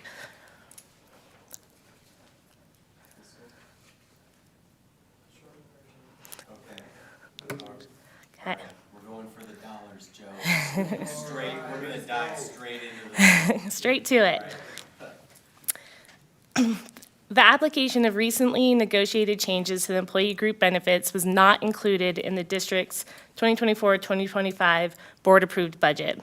As of January 1st, 2024, there are 48 retired former district employees actively receiving post-retirement benefits.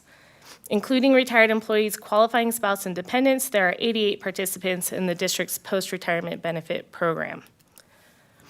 The district's total cost of active participants in post-retirement benefits are as follows. For medical benefits, it's $378,803. This is the total annual cost of current participants prior to the application of an improved increase.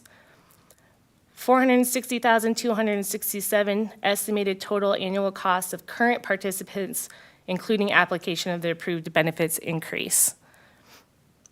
$81,464, the equivalent to 22% increase in the district's total annual cost of post-retirement medical benefits. So this is changing that to the $600 increase that we were discussing in May. The vision benefits impact, $12,243. This is the 2023 total post-retirement vision care payment. $16,943 is the estimated total cost in annual post-retirement vision care benefits with the increase. So $4,700, equivalent of 38% increase in the district's total annual post-retirement vision care benefits.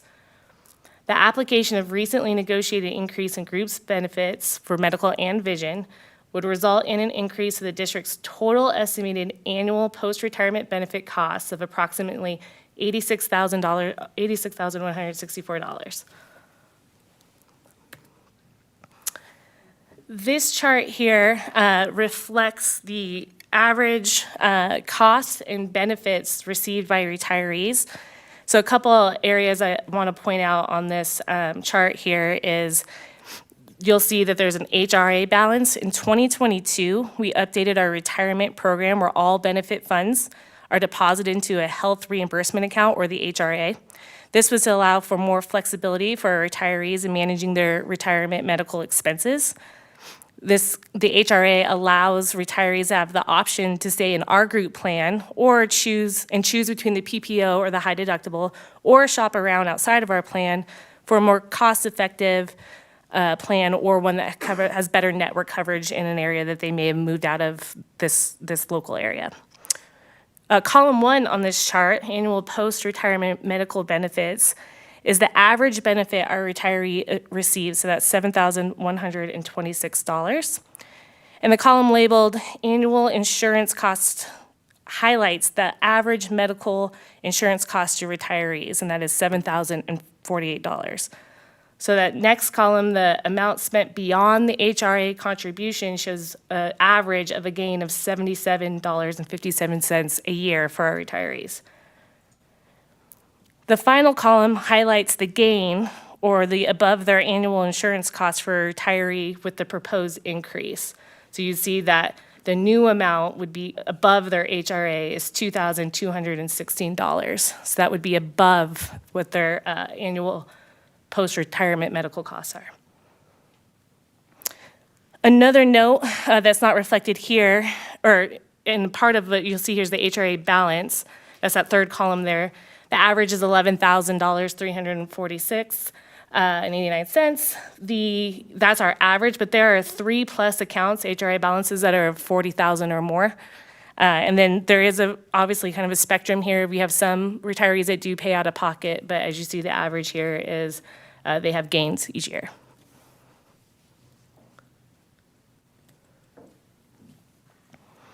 This next slide is another element of the fiscal impact that we would like the board to consider as part of our current retirees are all CalPERS Classic members.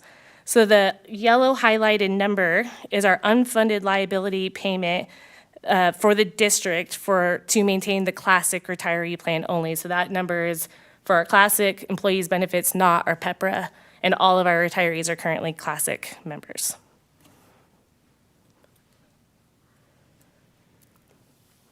So moving on to the recommendation, we have two options here. Option A would be to maintain our current benefit, but update district code to reflect here. So the option A is direct staff to draft a resolution approving a revision to district code Title IV Personnel as proposed on March 6, 2024, to limit the eligibility of newly negotiated employee group benefit adjustments made effective January 1st, 2024, to current regular employees and those who have retired after January 1st, 2024. Or option B, direct staff to draft a resolution approving revisions to district code Title IV Personnel to make current regular employees and all retired employees not represented by an MOU eligible for negotiated employee group benefit adjustments made effective January 1st, 2024, and authorize the general manager to negotiate equivalent terms with IBEW Local 1245 for previously retired employees represented by an MOU in the form of a letter of agreement. And that is our recommendations. Thank you very much. All right, I would like to open it up for public comment. This time I want to remind the public of our 3-minute limitation, so please be precise and concise, and then I will close public comment and will respectfully ask for no side conversations, no side comments during board deliberation. That would be greatly appreciated. So I would like to open it up for public comment. Thank you. Good evening, President Bender, members of the board. For those who don't know me, my name is Kathy Noose. I retired from the district in December of 2018 after more than 30 years of service to the district. Mine is I like B. I am one of those guilty parties that has the very large account, but that is for circumstances beyond my control. Granddaughter got cancer, and for 4 years, I was taking care of my daughter's family. I had no time for this. So I am the outlier. I'll admit it right now, which is about to change. I would love to pay $7,000 a year for health insurance. I pay over $11,000 a year for health insurance. Between Medicare, ARP, prescription plans, I mean, I'm in Florida, I'm a Floridian, it's a little more expensive, but I pay a lot more than $7,000 a year, so I'd love to see B pass. Thank you for your time. Thank you.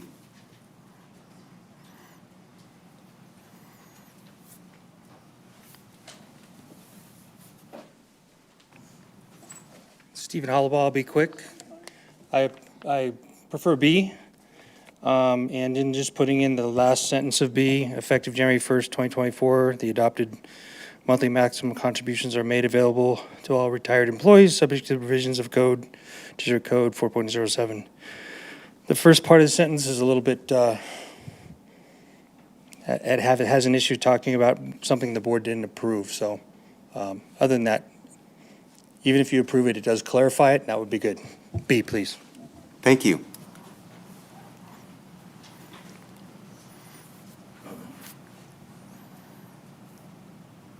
Pausing for a moment, just in case. Want to get everybody get their thoughts out? All right. Well, thank you. I'll close public comment, and we'll get into board deliberation. Krista, do you want to kick us off? I'll kick us off. Thank you all for your comments. I hear you. I hear that you want more benefits, as many do. But let me begin by saying thank you, Tony, at the last meeting for pointing out that we had access to recordings of our previous board meetings, and I did go back and watch that meeting. It was super helpful to remind me how this conversation got started, and to review why we made the decision that we did at that time, and that decision was to limit the negotiated benefits to current and future retirees. I continue to hold that position, and this is why. One of our primary duties as a board is managing our finances to bring the most benefit to the largest number of constituents possible, which is why we make investments in modernizing our equipment and systems and ensuring that our employees are well compensated and healthy. The Option B policy change does exactly the opposite by taking resources from the many, our constituents and our current employees, and funneling them to a privileged few. This will be an ongoing, secondly, my second point is this will be an ongoing, unbudgeted, expanding liability for us. Remember that the reason we currently have two classes of retirement benefits is because the classic program was driving state and local governments and special districts into bankruptcy. It needed to be reformed, and it was. This proposition, B, the B choice, threatens to reverse our path towards pension solvency to the detriment of current and future employees and ratepayers. Number 3, the negotiated increases in retirement health benefits are funded by contributions of current employees to their health care premiums. So in other words, they're paying for the increase in their retirement benefits they're going to get when they retire. The current retirees are not. You were never asked to do that. You never had to contribute to your premium payments that I'm aware of. There are things I can certainly be wrong at, and I don't think that's fair. 4, we are in a period of financial uncertainty and volatility. We just listened to a lot of information about why our markets, the position that utilities are in the state of California right now is interesting, to say the least. We constantly struggle to contain our costs. We operate under the threat of catastrophic wildfire, which is raising our insurance property rates here at the districts, volatile energy markets. The list goes on and on. We recently raised electric rates. And we recently adopted a new policy to enable us to recover from our ratepayers money that we lost through volatile energy markets 2 Decembers ago. We just deployed this tool for the first time to credit everybody's electric bill for this upcoming quarter. This is an example of how we can support all of the struggling people in this community through our mission, which is to provide utility services, not to provide social services. 5th, you know what? I am grateful to everyone who has served here at the PUD. If it wasn't for your talents and your dedication, we wouldn't function. And to show our appreciation, we put together, in my opinion, very generous wage and benefit packages that include amazing health care, paid vacations and sick leave, family leave, admin days, wellness stipends, health savings accounts, and retirement benefits. I would argue that our retirees are the most well-positioned retirees in the region. And we have no mandatory set retirement age. That is in the hands of the individual. You get to control what your finances look like, depending on when you choose to retire. I believe that it's good practice to take some responsibility for your finances. So I hear you when you say that being on a fixed income can make it hard to absorb unforeseen events. For example, inflation that hit us about a year ago, we were at 9%. That hit the district as well. It hit every ratepayer in the district. I think it can be equally valid to argue the merits of being on a fixed income.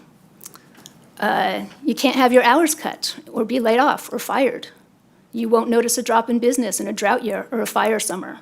You aren't subject to having to close your business because of a global pandemic. The concept of retirement and having a fixed income is a luxury that many of us will never achieve, which brings me back to my original belief that we should focus our energies and resources on policies that do the most good for the most people in this community. Through policies that keep our rates reasonable, our electricity flowing, and meeting the goals of the greater community. So it doesn't make sense to me. It doesn't make sense to me financially. It doesn't make sense to me morally. And I'm going to end it there. Thank you. Thank you, Krista. Joe? What I've seen fall. Yeah. Okay, now, this is B, what had an A? Is there an A? There is an A, and that's writing in the code to state that all the currently retired benefits stay the same. And do not get the increase. B B is the one that it gets. changes the increase. code, codifies it, they get, Like we voted on it last time. As we voted last time. we did not vote last time. We asked for more information. Oh. Yeah, March 6th, the okay. last meeting a month ago. Now, this says that there's been a revision since the last meeting, right? Wait, what do you, What was the revision on this So policy? since the last meeting, at the May 1st meeting, the board asked for staff to come back with a more kind of clear recommendation in terms of the revisions to Title IV of District Code. And so recommendation number A is to codify in code that negotiated increases in post-retirement benefits are applicable to current employees and those who retire after January 1st of 2024, which has been the practice in place, but establishing it in District Code Title IV. Option B is to establish in District Code Title IV that the negotiated increase in post-retirement benefits would be applicable to all employees not represented by an MOU, regardless of their retirement date. So if they already previously retired, or they retire in the future, they're eligible to the increase in the post-retirement benefit. sorry, Brian, I just don't mean to interrupt. If we could have the deliberation and conversation between the board and staff, that would be greatly appreciated. Thank you.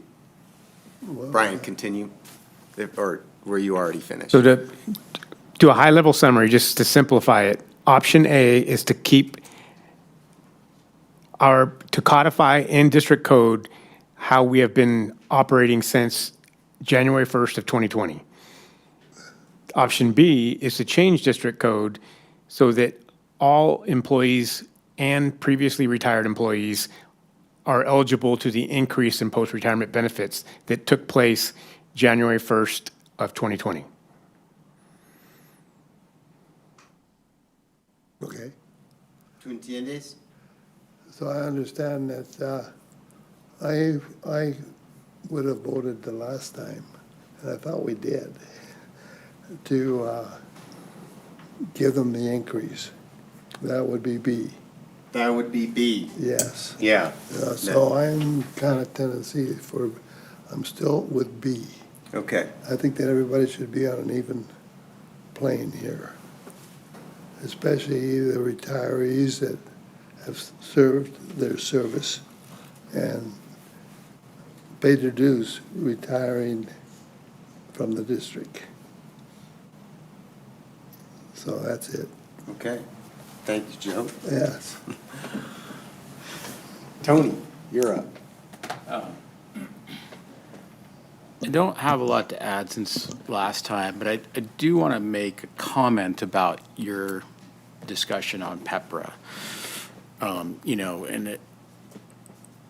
We have approved increases to benefits for PEPRA employees, which flies in the face of exactly what you said PEPRA's goal was, which was to reduce pension liabilities across the board for agencies. So, we're not, PEPRA gave agencies the ability to reduce their pension liabilities in the long term. And so by us trying to somehow find a way to create some equity between classic and pepper employees, we're flying in the face of that. And I don't, that's something that I think this board should be addressing in the future.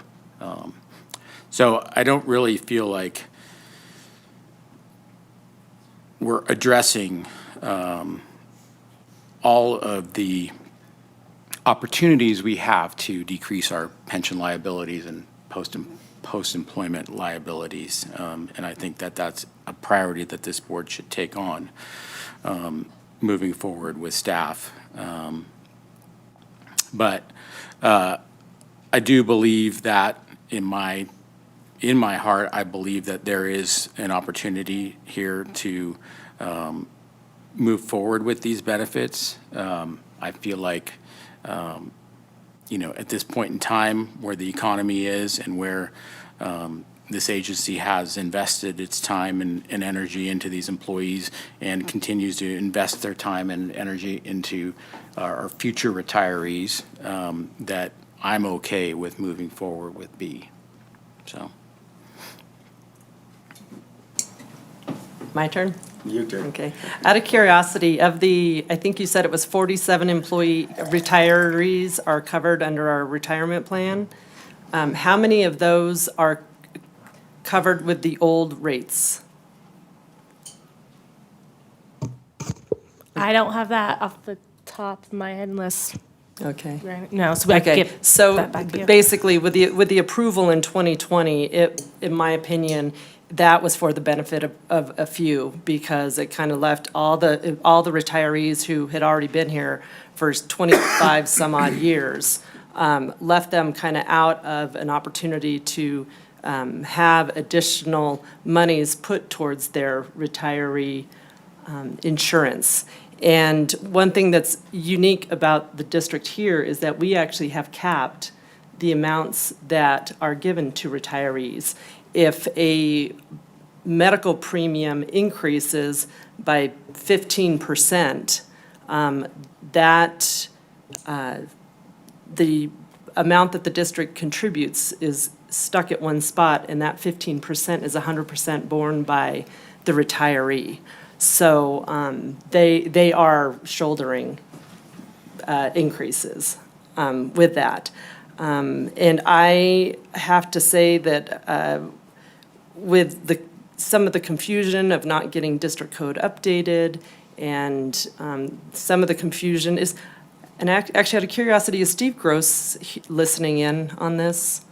by any He is chance? not. Okay, because one of the clarifications that I would love to have him as like a legal kind of clarification is, when does an MOU employee not covered by an MOU agreement, like when they retire, when they become a retiree, who manages the benefits that they receive? And I do understand that at the time of their retirement, whatever is in the MOU is what they're receiving. But then after that, the district has an opportunity to adjust retiree benefits, even if it was in the MOU. So I'm not 100% sure if I think B will be roping in the MOU to have it all consistent between the MOU as well as district code. But I would appreciate some type of legal I believe that was opinion. one of the points of clarification that we asked for. It was, last- Yeah. there was a little bit of, I think, multiple discussions happening at the time, last meeting, but it was clarified at the end of the board meeting, and we can bring back Steve Gross again if you'd like, but it was clarified that, and the way the district operates is that we track the benefits program that an employee retires under, and that's the benefits they receive in their retirement. Item B does not unify district code in the MOU. It actually does contrary to that. And so if item B is approved, staff in the recommendation there will come back with a resolution. It will require us to have a discussion with IBEW, making note of the fact that we don't negotiate for past employees. Correct. Also recognizing the fact that a grievance was filed in 2020 that was rejected. And so that the board has made it clear that we're not revisiting that grievance, but we do need to make sure that the the collective bargaining unit understands what they're negotiating, particularly in light of the fact that we're entering negotiations in September of this year. Also want to remind the board, and again, staff is supporting either one of these recommendations. We're looking for an opportunity to move forward to codify in district code so we have direction on how to implement policy. The current employees, of the $125 increase in post-retirement benefits that was negotiated in 2020, $50 of that they pay back to us. And so that was a skin in the game type of approach for our employees. The trend's going that direction. The town of Truckee just adopted an MOU where up to 10% of annual increases in medical insurance costs, employees are responsible for. And so I just want to make sure that it's clear that current employees and future retirees are paying out of their paycheck some of that $125 increase, where previously retired employees are not. And so to answer the question, the agreement or retirements package benefit or benefits package that employee retires under, whether they're a represented employee or under the district code, is what their benefits are managed moving forward, and the district tracks that. Okay. With all that being said, I am comfortable going forward with B. I also want to point out that I believe the package includes at age, what, at Medicare age, the Yes. cap gets pushed back down to like half, roughly half or something like that, 500 or. Correct, and it's actually on a sliding scale depending on how long they've worked here. Right. So, Right. So, you know, the $80,000 is a number in a point in time, and that number will change as classic employees retire. And, I mean, as classic employees move forward in their retirement, that number will continue to go down, not stay at 80,000. So just keep that in mind. But, you know, I just want to reiterate that I believe we have a lot of work to do as a whole, as an agency, to globally look at our post-retirement and current and pension liabilities, and try and make sure that we are addressing all the things you talked about, but at a global level. Just a couple of other points to talk about or to consider. Well, as a small business owner and a ratepayer, I'm with Director Finn on this. This is an opportunity, a direct fiscal opportunity for us as a board to control our future expenses. I believe part of our mission is to provide, affordable rates to our customers. So, and this is a direct one-vote item that increases that. And I feel opens up, like Brian was mentioning, potentially, negotiations further. Item A codifies that. It controls that cost. I just can't stop thinking of Spock, the needs of the many outweigh the needs of the few or the one.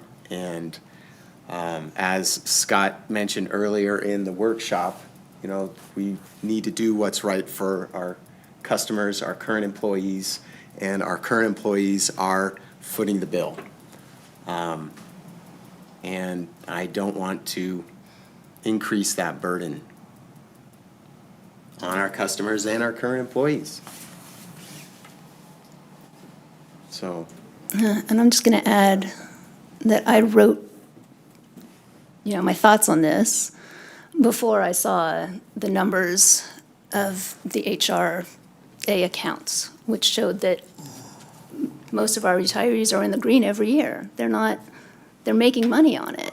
They're not, I mean, is that what that showed? Am I misunderstanding the graph?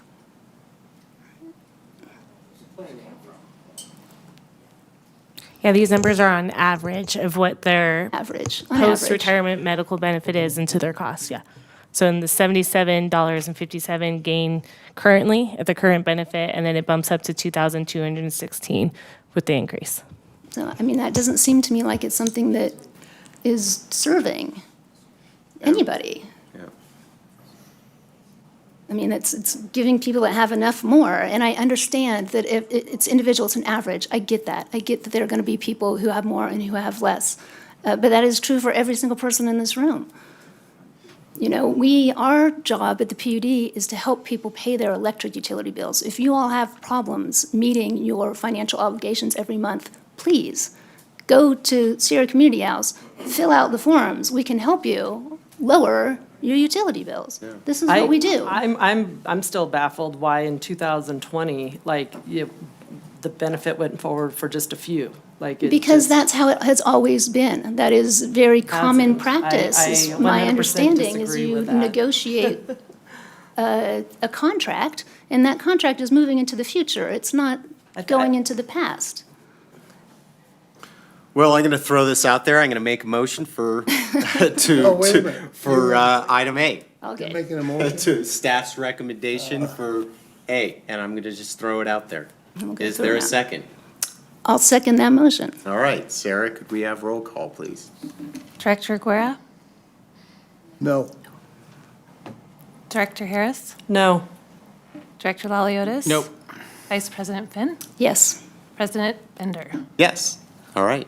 Motion doesn't pass, so there we go. that's the way it goes. Can we make a motion on B or what? I'll make a motion on moving forward with option B. This was supposed to be done in 2020. No, we rejected it We in rejected it in 2020, Joe. 2020. No, we didn't even, no, it was connected to our code. I think we have a It motion on was the floor. connected, in 1920, it was connected to our code. We didn't reject anything.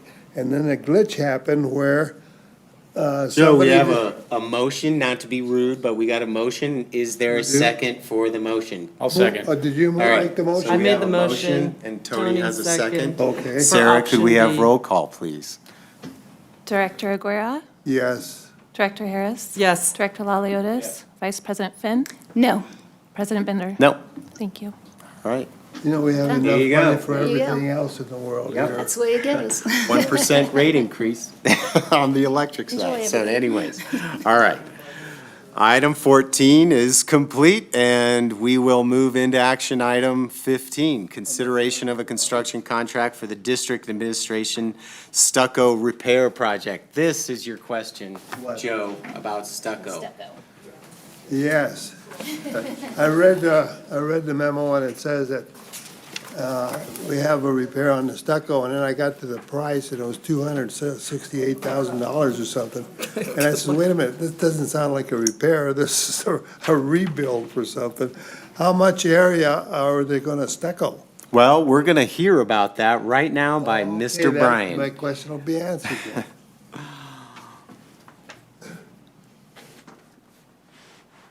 Good evening. Oh, the mic. There we go. Good evening. It's a double button. Double button. How about now? For that There we price- go, perfect. for that Right. price, Good it's evening, gonna be President the- Bender and members of the board.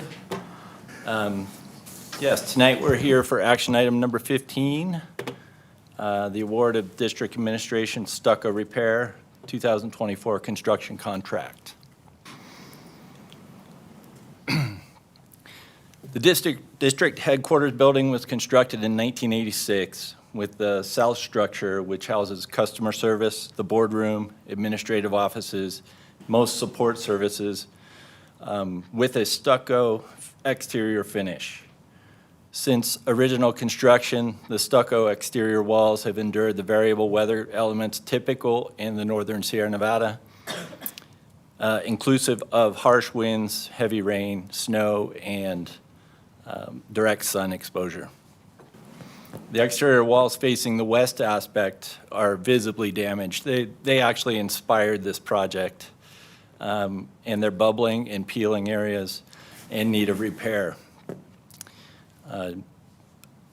Walking around the perimeter of the building, other cracks in the stucco finish around the south and east areas of the building, east-facing walls of the building, have also identified areas where crack repair and paint improvements would benefit the building.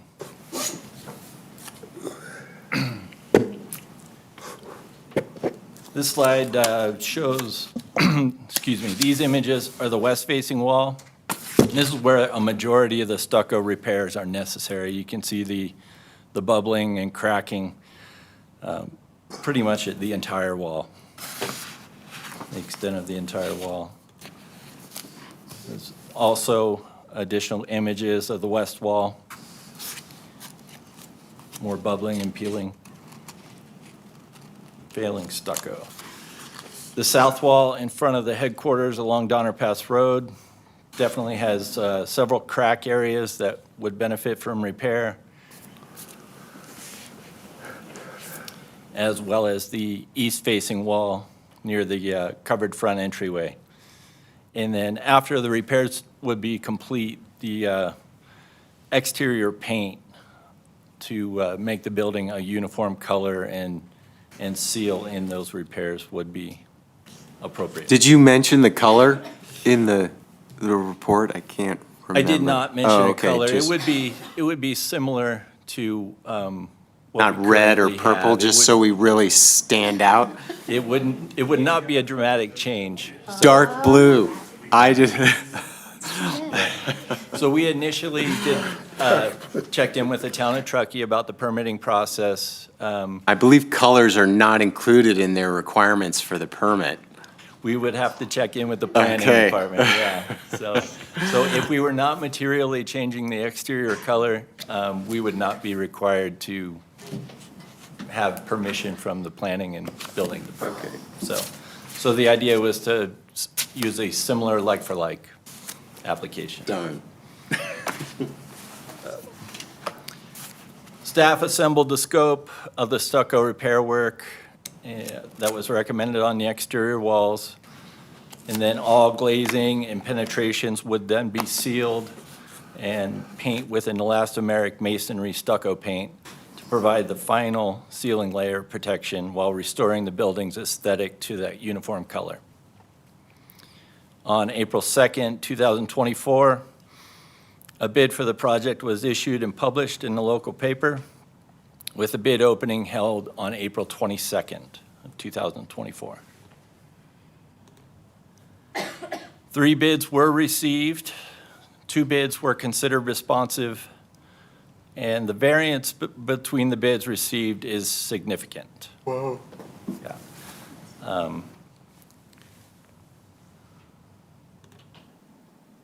The bid submitted by JR Construction from Sacramento, California was the lowest responsive bid received at $248,388.92.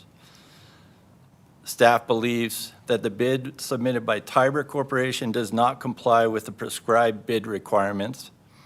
The unit prices were not accurate or reflective of the true cost associated with the listed scope of work items within the bid schedules.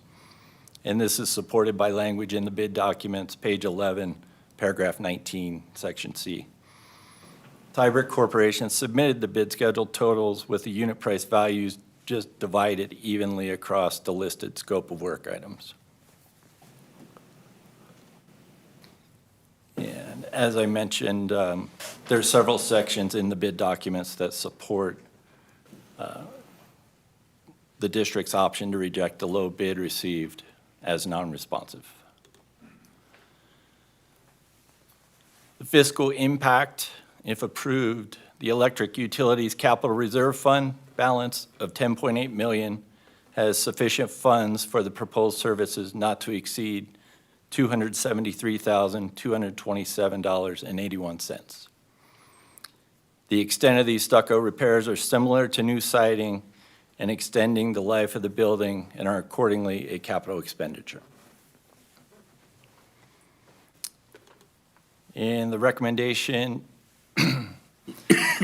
is to determine the bid received from Tiber Corporation for the district administration stucco repair project to be non-responsive and authorize the general manager to execute a construction contract with JR Construction for the district administration stucco repair project in the amount of $248,388.92 plus a change order authorization of 10% for a total contract amount not to exceed $273,227.81.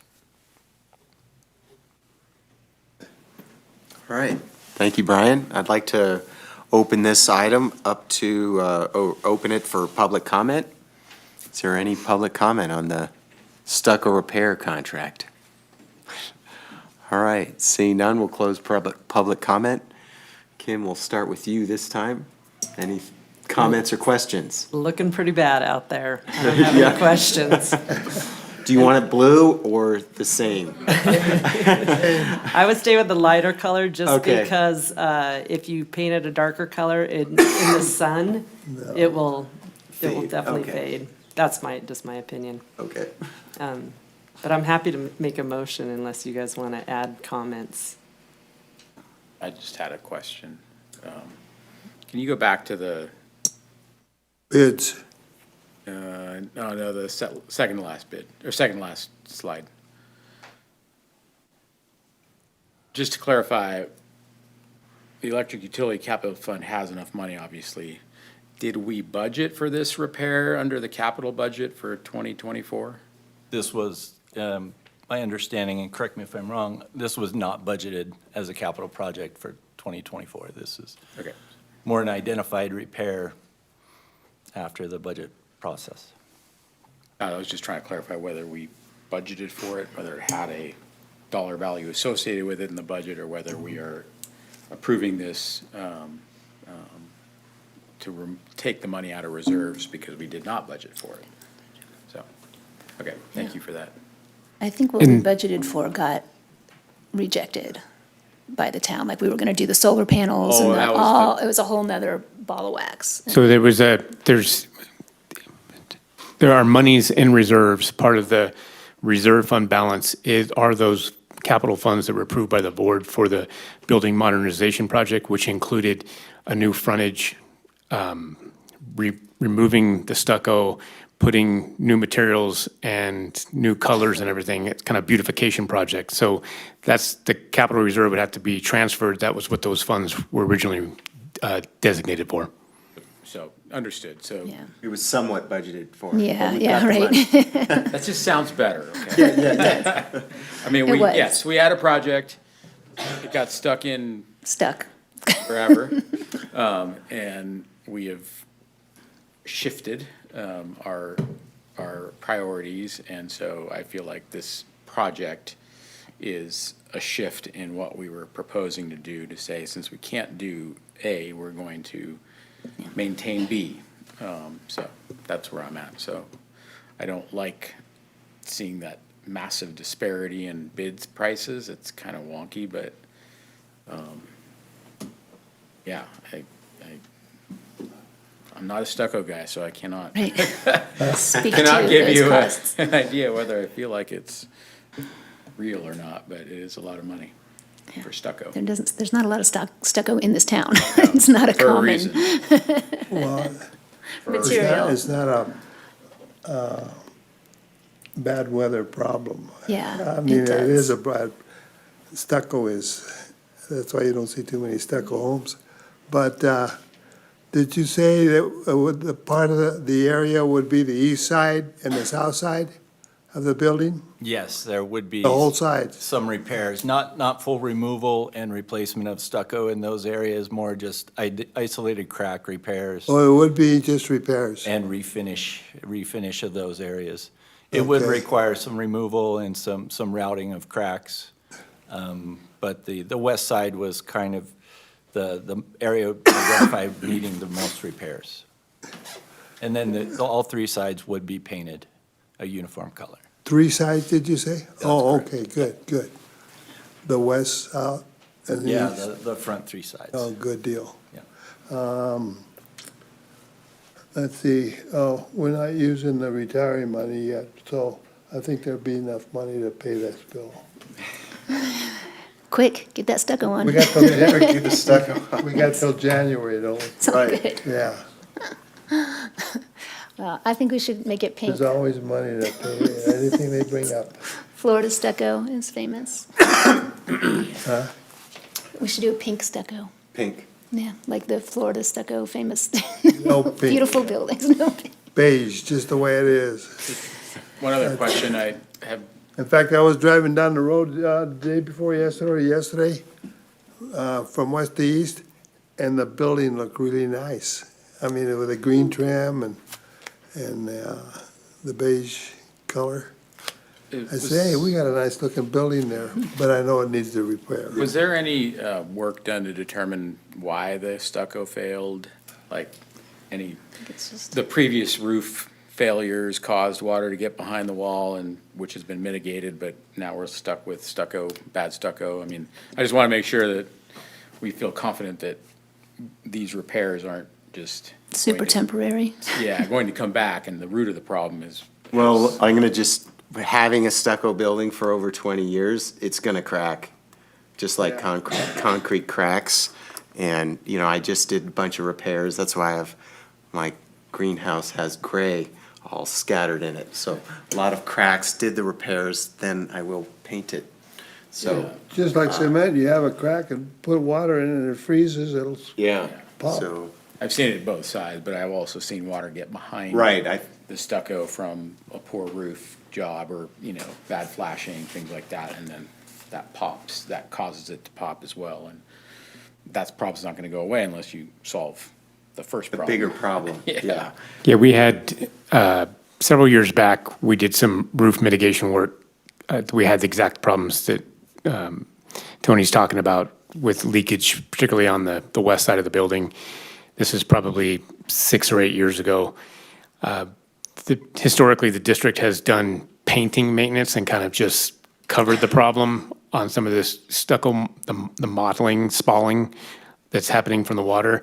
We had planned on completely, renovating the building, and so put it on pause now that we're not going down that path. We also had a contractor assess and help mitigate some of the, I forget the term, but kind of the upwelling from groundwater into our building frontage. As you recall, those of you who've been around for a while, there used to be, the terrain used to go up to the window.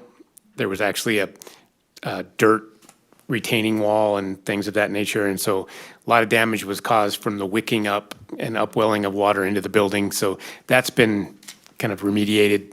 So we're hoping, as you said, that this effort with a complete removal and replacement on the west side and then maintenance on the east side will solve a lot of the problems. Wow, and that was going the opposite way, sucking the moisture out of the dirt. Always something. Yeah, always something. All right, good. Kim, I think you're up. I move staff's recommendation. I'll second. Well, second. Oh, we had, Second. I Oh, think there was 3 seconds in there. You can take it, I don't like spending money. We can share the glory of the second. All right, we have a motion and a second to approve staff's recommendation. Could we have roll call, please? Director Aguirre? Yes. Director Harris? Yeah. Director Laliotis? Yes. Vice President Finn? Yes. President Bender? Yes, Thank you. thank you. Thank you. Where are we at?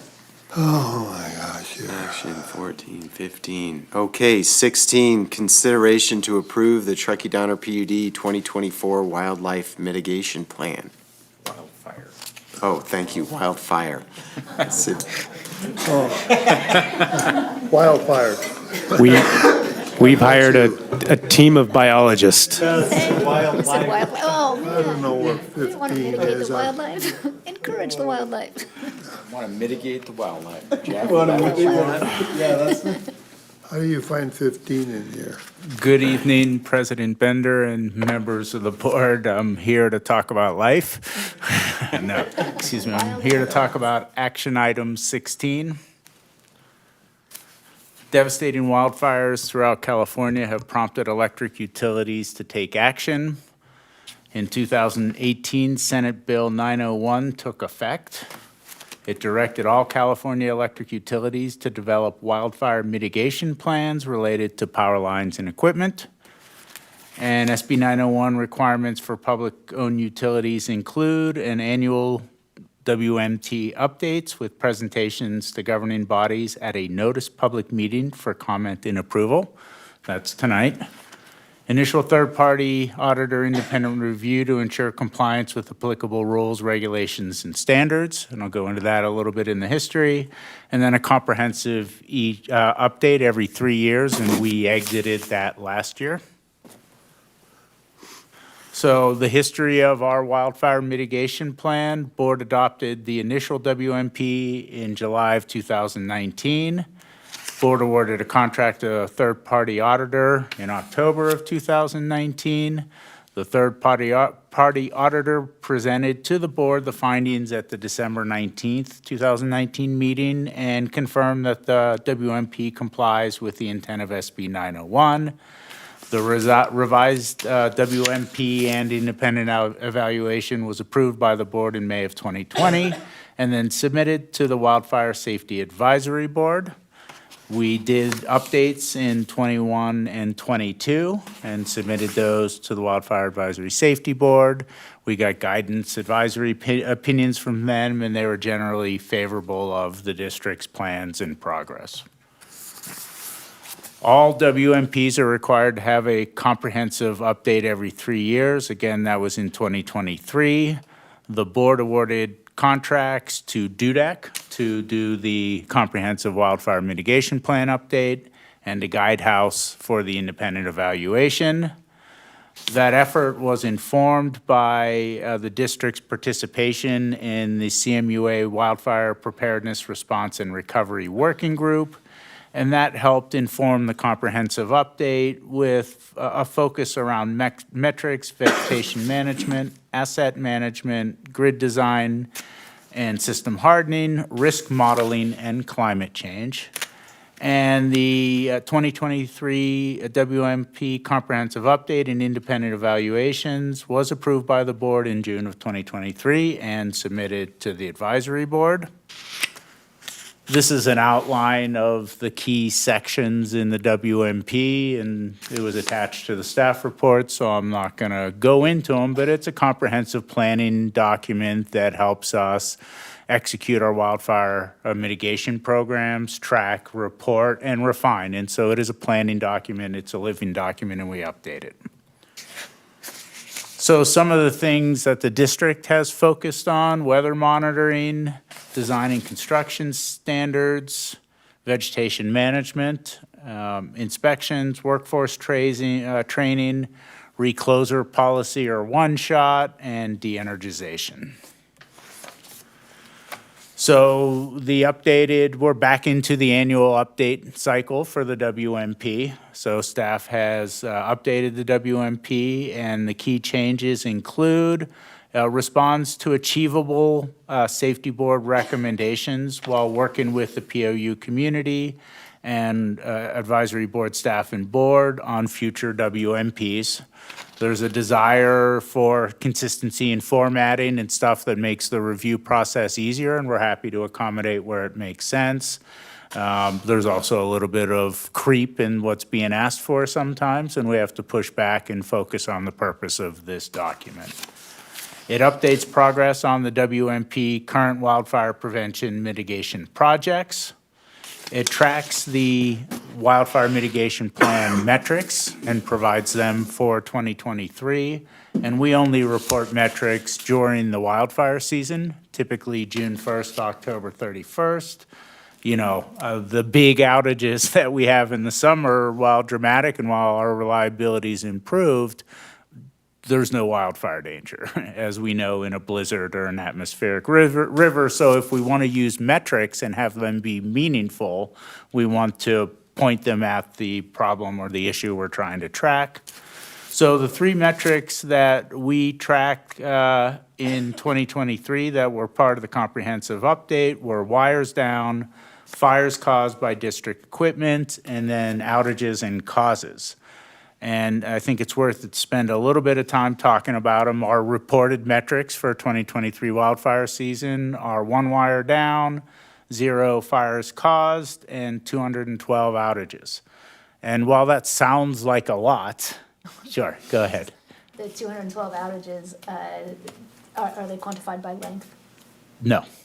And so some of them are blips, 50 of them roughly were planned outages. Some of them are customer caused on their side.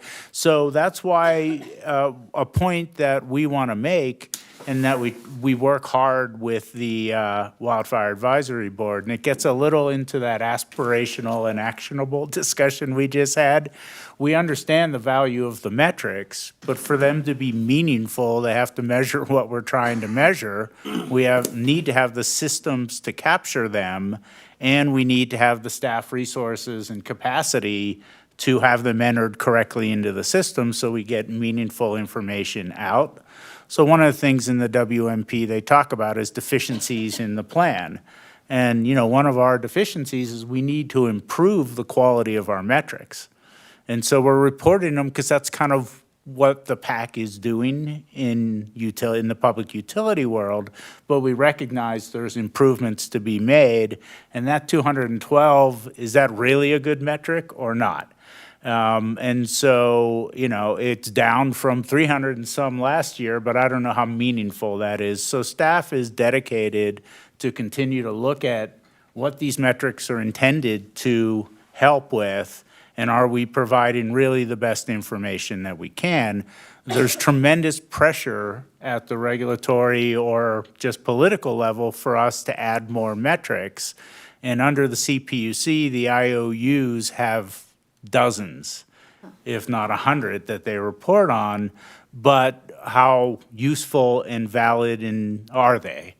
The metrics that we're investigating for 2024 include safety hazards, and that's something like outage causes could come out of our new OMS system, but again, are we entering the data in a way that makes it useful?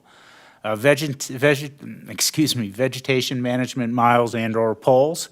This is tracking how much veg management we're doing, and as you know, the board has taken our budget from 350 to over 2 million. We were getting a ton of miles, and then they passed a law or two about prevailing wage, and that knocked that down to less miles, and costs have increased. But we track it because it's important in our veg management cycles. And then for kind of situational awareness, red flag warnings and high wind days. And we've been working with the NOAA Reno office, and we can get that information. So we're going to look at reporting it. The other thing that the 2024 WMP introduces is that the district is investigating a new preemptive de-energization program, which would include many hazards that we've identified being kind of wildfire and storms and floods and earthquakes. And, we live in an interesting place, but wildfire safety de-energization programs would be part of that. It is driven in part by increased risks in operating an electric utility, including climate, technology, and people. It's also driven by utility-ignited wildfires and escalating liability. And PG&E, Pacific Core, Xcel Energy, and Hawaii Electric are compelling case studies to look at how that went. If this procedure is approved, the district will de-energize all or portions of the electric system should conditions become unsafe. And we're already subject to PSOM through NV Energy now, which would, if they do their wildfire safety de-energization program, that likely takes us down entirely. So it would be added to that. Only intended to be used in extreme danger situation, and the district is working to minimize impacts to customers and community. If you watch PG&E do their first one 5 years ago, the outcry against them was dramatic. And Xcel Energy in Colorado did their first last year, and they almost went through the same thing. So there's a learning curve to these for both us and the public in accepting what they are and why we do them and why they're important. I just want to make one comment because I want to make sure the board understands as we start to develop this program, the board's going to be a part of this process. I don't want you to think that there were, it gets mentioned in the WMP as a reference that we're developing it. And as from a risk assessment and regulatory perspective, there's a push for everyone to develop a program of this nature. We want to make sure that it fits the needs of our community, appropriately assess or addresses the risk, but also it's going to be a public process with the board and understanding what we're going to implement there. Thank you. We are investigating our sister local utilities program. Liberty Utilities has had a PSPS program for many years. We visited them today in South Lake Tahoe, and we're able to kind of look under the hood of what they're doing. And tomorrow we have 4 hours with NV Energy going through their program. So there's been a lot of work done on this, and we benefit greatly from learning and appreciate our sister utilities collaboration there. And then we're working with NCPA and CMUA to benchmark best practices for public-owned utilities. And what we're hearing is seeing, particularly in NCPA, which is kind of our closest peer group, is that they're all looking at it and in a very similar position to where we are. So while there's not a lot of examples in that pool of people who have already done it, we're moving together, we're leveraging, and we're working together. So fiscal impact, there's no direct costs associated with the approval of the 2024 WMP. However, staff and consultant resources needed to develop and maintain the district's WMP and comply with the changing landscape and requirements of SB 901 have been significant. Veg management, I mentioned earlier, is, a couple $1 million on its own. So wildfire is expensive and safety is expensive. And so we're doing our best to find the best path there. And the overall costs are included in the approved board budget and will be presented in future budgets. And the recommendation is to approve the TDPUD 2024 Wildfire Mitigation Plan in substantially the same form and direct staff to file with the California Wildfire Safety Advisory Board before July 1, 2024. I want to add one comment to the fiscal impact and Stephen started to touch on it. And so the board's going to see over the next several months and next year or two, Jared, Utility Director, bringing items to the board for approval, because in order to execute on these wildfire mitigation plans, the district has historically invested heavily in robust infrastructure. We've celebrated that our poles are over-engineered for wind loads and snow loads. Our conductors are engineered for our current environment. And so we've reaped the benefits of that robust winter-focused infrastructure. That's also a benefit in summer with high wind gusts and things of that nature. The game has changed in terms of, as you see in some of the metrics that were required to report.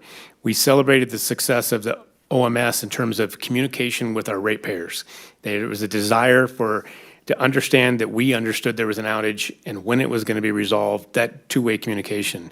What Jared and his team, IT, engineering, are going to be working on is improving that technology through investments in our system modeling, our connectivity models, our SCADA systems, and our reporting systems, so that not only can we celebrate our robust infrastructure, but that we have more automated control of our distribution systems across our service territory. So things like weather monitoring systems or drones or SCADA connectivity and things like that, you're going to see projects coming over the next couple years. Okay. And I'd be happy to answer any questions. There we at go. this time. Thank you, Stephen. All right, I'd like to open item 16, wildfire mitigation plan, up for public comment.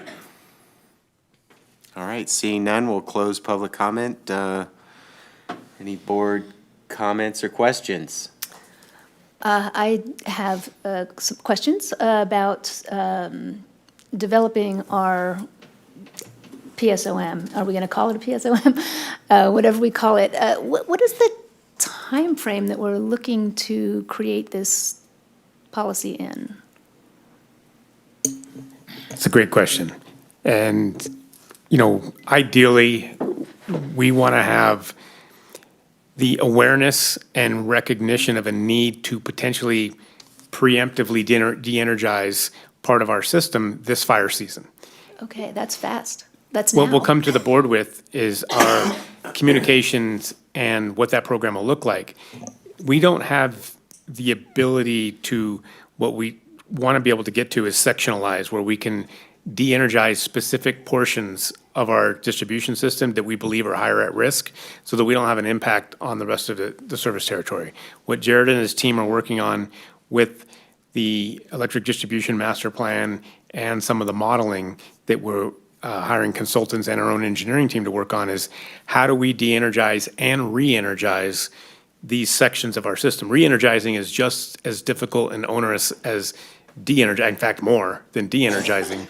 And so that's the trick of the plan, is how do we make it kind of malleable and flexible for circumstances. Right now, we're subject to NV Energy's flip the switch, we're completely out, versus prioritizing and sectionalizing. So back to your timeline question, we want to bring to the board at least support of and recognition of the potential need for the district to de-energize during an extremely risky weather event. And what that communication looks, earlier we talked about the MOU with Park and Rec for a community resource center. Putting those things in place is what we're doing now, so that we have communication, which we have through all the things we've practiced with preparing for NV Energy's PSOM and our winter outages, the community resource centers, and now our engineering team working on kind of the model or planning of how we would de-energize and re-energize. I don't have a time frame for you right now. Ideally, it'd be this summer, but it may not be.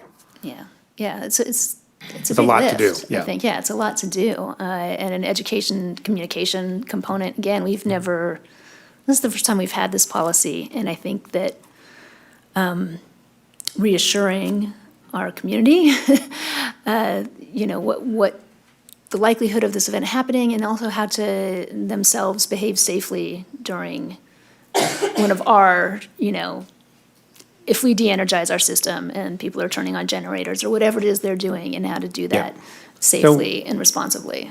Even absent or predating the PSOM and PSPS, as a utility operator, if we're aware of an extremely dangerous situation, we have the obligation to de-energize anyways.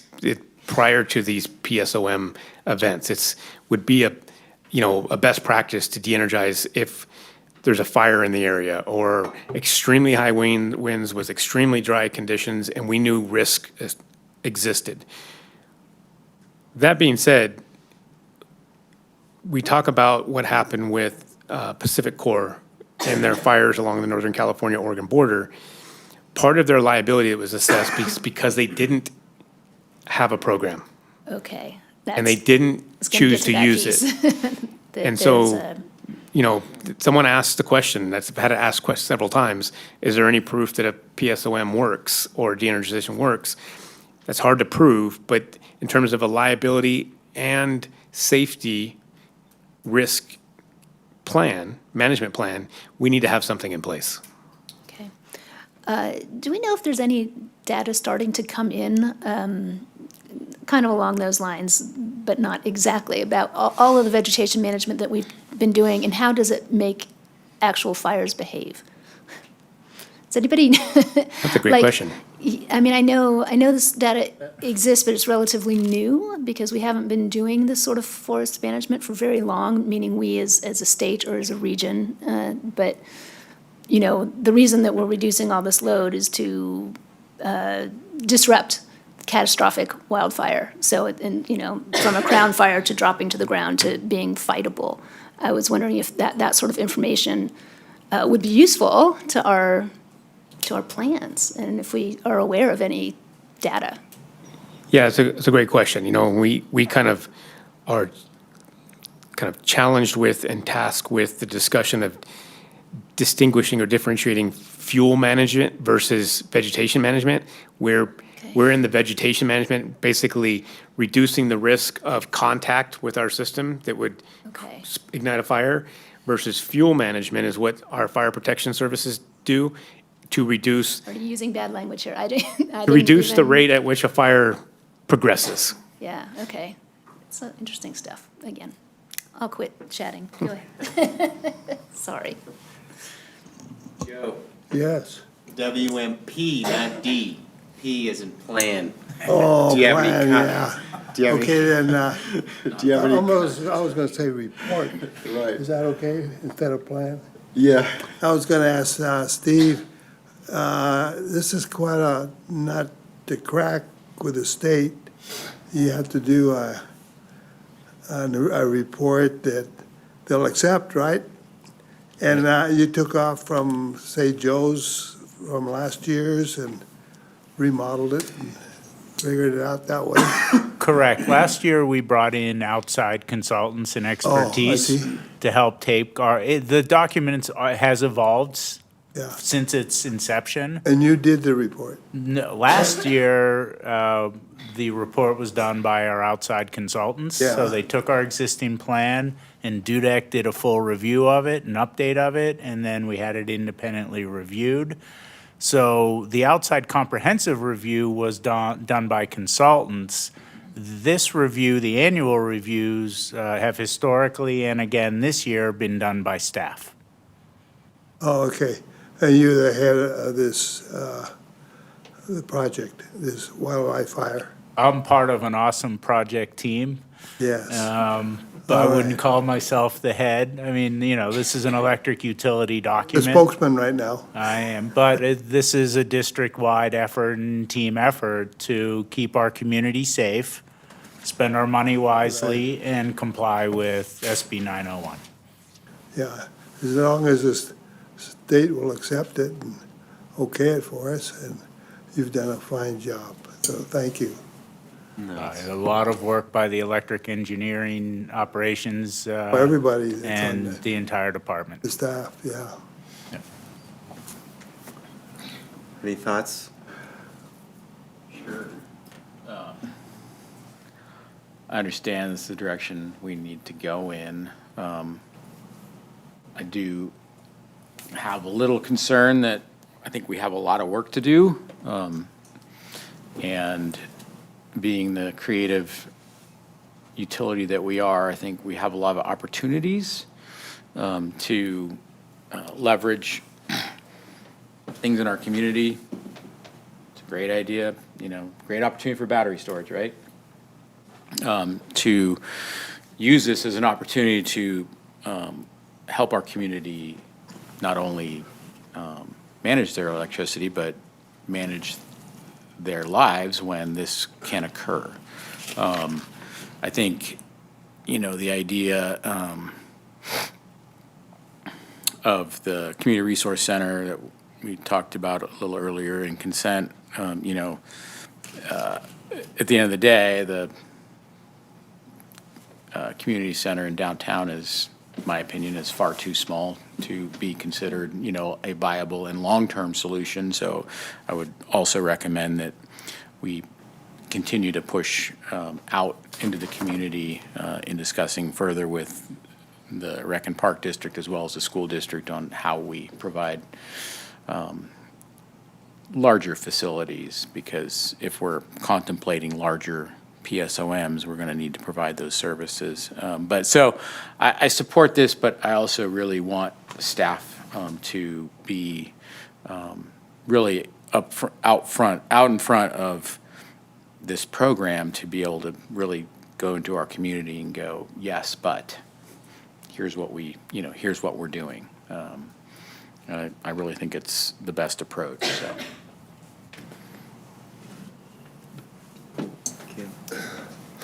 It's good conversation, definitely. In the report, I like the marketing for the vegetation management program. I like the visuals of it to help educate our ratepayers on, why we're doing it, what the requirements are, and that kind of stuff. So I appreciate those types of communications, and I'll stop it at that. So thank you very much.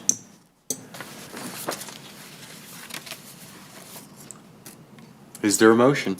Yep. I move that we approve the TDPUD 2024 wildfire, not life, mitigation plan as per staff recommendation. Perfect. Second, Motion and a second. Roll call, please. Director Aguirre? yes. Director Harris? Yes. Director Laliotis? Yes. Vice President Finn? Yes. President Bender? Yes. Thank you. Thank you. All right, one more action item. Consideration to accept the audited financial report for fiscal year '23.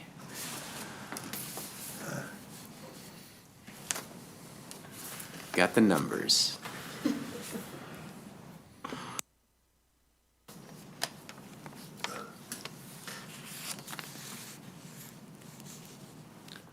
Good late evening, President Bender and members of the board.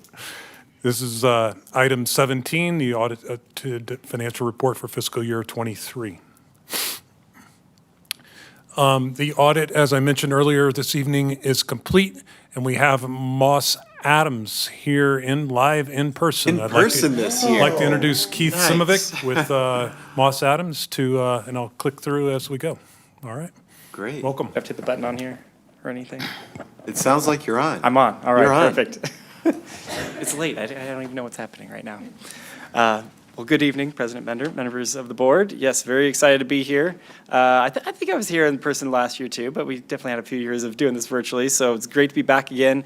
And actually, this was the first year that our whole team got to come back on site for a portion of our field work as well. So your staff here was gracious enough to host us on site again, and it was like audits used to be. We're here on site and got to talk with you people face to face and do a lot of our procedures and walkthroughs and testing right here at the district. So it was very good to be back here again. On the screen, you see just a snapshot of kind of the core portion of our team. There were others involved, actually two others that of our staff that did actually a bulk of the prep work and a lot of work with your staff as well. But this is kind of the core kind of review group and everything. Of course, I'm back again. For those of you that don't know me, Keith Simovic, partner with the firm. And then Laurel Rasheko stepped in this year as our quality control reviewer. She's a senior manager in our team with our firm, and that's a very important role that we have on every audit that we do, that our firm requires, not required by professional standards, but one that we say, hey, every audit that we do, we've got to have someone that's coming in that's not talking to your staff, not here with our team, not otherwise invested in this engagement, other than to come in and make sure, are we doing our risk assessment appropriately? Are we following our professional standards? Do those final set of deliverables, the financial statements, our audit reports, do they say everything that they need to say that are required by the governmental accounting standards, right? So we change out that person that's sitting in that QC role from time to time, but it doesn't have to be someone that's at the senior manager or partner role that's involved in our power and utilities group in this case. So that was Laurel this year. And then maybe a familiar face to some of you that have been on the board for a number of years, that as long as Moss Adams has been serving the board in this role. Julie Desimone served as the overall engagement reviewer this year as well. You may or may not know, the state of California says for any governmental client that we're auditing, you kind of have to go through and rotate the actual engagement reviewer every 6 years. So I had served that for 6 years. So it doesn't say that you can't be involved. I'm still involved, was very much involved this year, and took on a delegated kind of review role. But overall, taking responsibility for the engagement and signing off on our final reports was Julie Desimone, who has been in that role in the past. You've heard from her in the past, and she leads our power and utilities group for our firm. So a very experienced person that a lot of you know as well. And that's really only a one-year thing, and then I can come back and serve in that role again. So it's an interesting law that's out there, but we are complying with that. Okay, so this is a lot of words, I know, up there, but I'm just a quick snapshot of the different reports that you can and services that you can expect to receive out of an independent audit each and every year. Boxes 1 and 2 are really one deliverable, but two kind of distinct services. Box 1 is that deliverable, our report over the fairness and accuracy of your financial statements, or what's called the Annual Comprehensive Financial Report, or what we're calling the ACFR, because if you say Annual Comprehensive Financial Report or try to 10 times fast, it doesn't work. I've tried. So that's probably the one that you're most familiar with. And through all the testing that we do, the detailed sampling, looking at your contracts, agreements, invoices, cash receipts, cash disbursements, making sure that there is substantive evidence behind the numbers that you're presenting in those financial statements. We do enough of that testing that we can get to a point supported by our professional standards that we say, hey, we feel like this is a fair and accurate representation of where the district's at December 31st. Box 2, again, same deliverable, but a little bit different than just the testing that we're doing. It's taking it a step further and really doing that technical review of that end document, that end ACFR that your team puts together here to make sure, is it presented in the format that's required by the Governmental Accounting Standards Board? Does it have all the disclosures that would be required based on the types of transactions that the district enters into? Making sure, does it meet all those requirements? And your team even actually, they've got the chops to take it a step further, right? They're just not meeting just the minimum. Hey, we have to get through the audit. We have to submit a set of financial statements out there to the world. But they take it a step further to take this to the Government Finance Officers Association, the GFOA, and submit for their award for technical excellence in financial reporting. So there's a few additional things that you have to put in there that, again, aren't required, but are required if you want to go for this, go above and beyond and go for this award. Your team does that, and we go through and do a review to make sure that we feel very confident that when they submit that, they receive that award each and every year. And now you have for 3 years in a row now. So very exciting, a new thing for the district, but 3 years in a row that you've received that award. And I'm sure you've already submitted or will be submitting for next year as well. So very good news there. And then finally is our communication to those charged with governance, a separate letter that we issue each and every year, gives you more insight into the audit, not just, hey, was it a clean opinion or not? You definitely want to know that. But how did it go? Did you run into issues? Did you have issues with management? Were there any disagreements along the way? Did you find any material errors? Do you have any recommendations or material weaknesses that you found in internal controls? That letter gives you those additional insights. More small words, I'm realizing that now. You know, when I'm looking at it on my computer and putting this together, you don't notice that, but now I do. This gives you just more information on how do we get to an audit or get to the point at the end of an audit where we can issue an audit opinion. What procedures are we doing? I mentioned some of that detailed testing. On top of that, we're doing some analytical procedures most related to your income statement accounts, your revenues, your expenditures, right? Looking at trends and various ratios that we're calculating and analytical procedures to see, hey, based on where you budgeted, what we've been hearing from talking to management, reading through your minutes, did you kind of end up where we thought you would? And if not, that's where we dig in deeper. So it gives you that 30,000-foot view. We're doing a lot of the detailed testing down in the weeds, don't get me wrong, but that 30,000-foot view is also very important to see, hey, does this kind of make sense? And we can dig in from there if need be. And internal controls, of course, that's a huge piece of the audits, and even the IT piece is becoming more a focal point for the audits each and every year. And actually, you'll see that a little bit later as well, how some of our recommendations have kind of really shifted towards the IT area a little bit too. So, and some best practice things that we'll look at there in just a minute. All right, go ahead and advance the slides. So at the end of the day, the important thing, again, what you want to know, did we receive a clean opinion or what's known as an unmodified opinion or not? Yes, we were able to get enough evidence and say you've got a good, you're able to put together a good set of financial statements that presents the district's financial statements in a fair and accurate manner. And then our communication to those charged with governance, we're going to see more details on that in a minute, but I always like to highlight right up front, are you seeing that red flag language of material weakness? You will not see that in there. So through the internal control reviews that we do, none of the items that we're seeing there are we running into something where we say, hey, you've got such a big hole in internal controls or in your processes that we feel like something big could slip through the cracks and not get identified or prevented ahead of time. So I think that's very good news and always something we like to highlight there. So this is a bullet point list of the highlights from that additional communication. I'm just going to highlight a couple of the items that we have in bold on there that we always like to bring up each and every year. One being your significant accounting policies. You have a whole section in your ACFR that talks about what are all the different rules that our team is following, right? And typically those have to align, of course, with the governmental accounting standards as well. A lot of times you don't see changes in those policies from year to year. You really shouldn't. They should stay pretty consistent. That's one of the core tenets of financial reporting, that they're going to be comparable from year to year. You're not changing the rules in the game that you're playing from year to year, right? It's very consistent. Unless there are new accounting standards that everyone has to follow that are rolled out, and those happen from time to time. So there were a couple new ones this year that your team had to implement. You don't have to memorize these numbers up there, but I'd say the most important one is GASB 96. It was the new subscription-based IT arrangement standard. Another one you could say 10 times fast, and it's probably pretty tricky. That is one that took a tremendous amount of effort for pretty much all the clients that I work with, whether there's an impact or not. You did have an impact from it, so you will see some new line items on your financial statements for these subscription assets and liabilities now that didn't used to be there. And what this is talking about is any arrangements that you have where you are using software that you do not own, but you're paying a subscription fee for it, right? So maybe you have some agreement for 3 years, 5 years, 2 years, whatever it is, that you are getting to use someone's software in exchange for payment over a period of time, and you're locked into that agreement, right? And so what the standard is saying is, yeah, in the past, you've getting into those agreements, you're expensing those payments as you make them, it just runs through the income statement, you don't really see it anywhere else.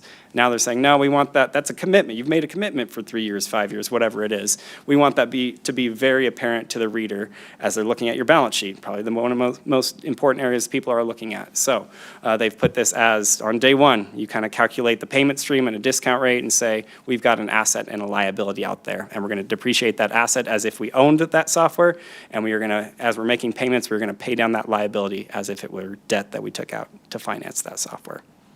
So a little bit different in terms of the accounting rules that you're following. You will see new line items on there related to that. Your team went through that process of evaluating all their agreements to see which ones meet that criteria, and they recorded the appropriate asset and liability as a result of that. So you'll see that in there. In terms of audit adjustments, these would be anything that, as we're going through our testing, that we find any errors, material errors in what we're looking at. And what would an error be? Something where, say we pulled an invoice for something and we're seeing that it is materially different than what was recorded in the system, right? An invoice for $10 and it really should be, but it was recorded in the system as $100,000, right? Something significant that is off and not supported by the evidence that we're looking at.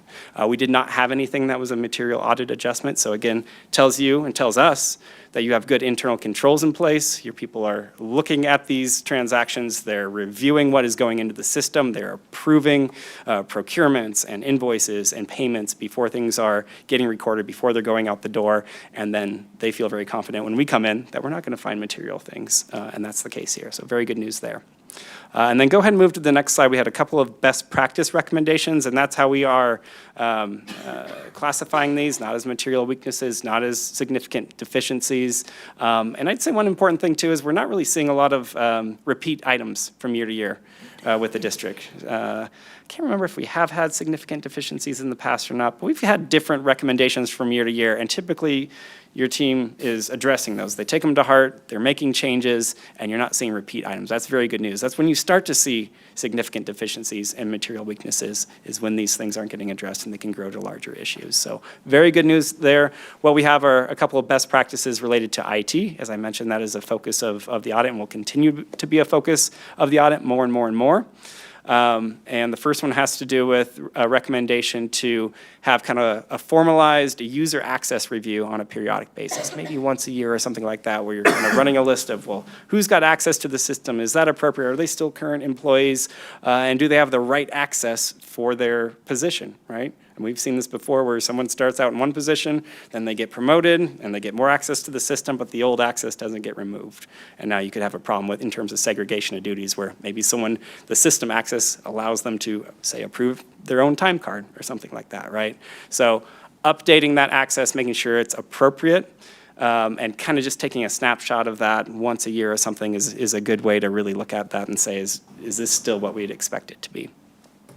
And then second is kind of a documented review of what's called a SOC 1 report. I don't know if you've heard of SOC 1 reports before, but these are other audit reports that you can receive from any vendors that you are working with that are processing transactions on your behalf, right? Think of something like ADP for payroll, right? I know you're not using them, but in this case, say something like NISC. They roll out a lot of your upgrades and stuff. Do you know that they're testing that ahead of time, that they've got good internal controls in place at their organization, right? So that when they roll them out, it's not going to completely mess up what the district is recording and how it's processing through your system. So obtaining those reports, it's something that we have to look at as part of the audit and evaluate, but in terms of kind of evaluating if the vendor's doing what you'd expect them to do, is there going to be any impact on your system or your ability to record transactions appropriately? Taking a look at those reports, documenting that review is a good thing going forward. Any questions on those items? Very good. Okay, go ahead and advance. A couple of new accounting standards that are coming out over the next couple of years. The good news is the GASB's been very busy over the last 10 years, rolled out 30-plus standards. In a recent GASB presentation I was at, they said, we acknowledge we did way too much over the last 10 years. We're going to slow down. I mean, you think back to, there was a new pension standard that completely changed how you're recording those. A new post-employment benefits standard completely changed how you record those. The lease standard, the subscription IT standard we just talked about. These major things that took your team a lot of time and effort to roll out and added a lot of pages to your financial statements. You're not going to see as much of that in the future. And even these next two ones aren't going to have a significant impact like some of those ones I just mentioned. So you do have one related to compensated absences in the future. And that one's really just acknowledging the fact that there's a lot of different types of benefit programs out there today that didn't used to be there for employees, different types of leave. And it talks about how you record those, when you record those, and at what value. So you think of all the different types of leave out there, parental leave, military leave, family leave, all these different things that can be out there. When do you record those? And this gives you some very good guidance on that.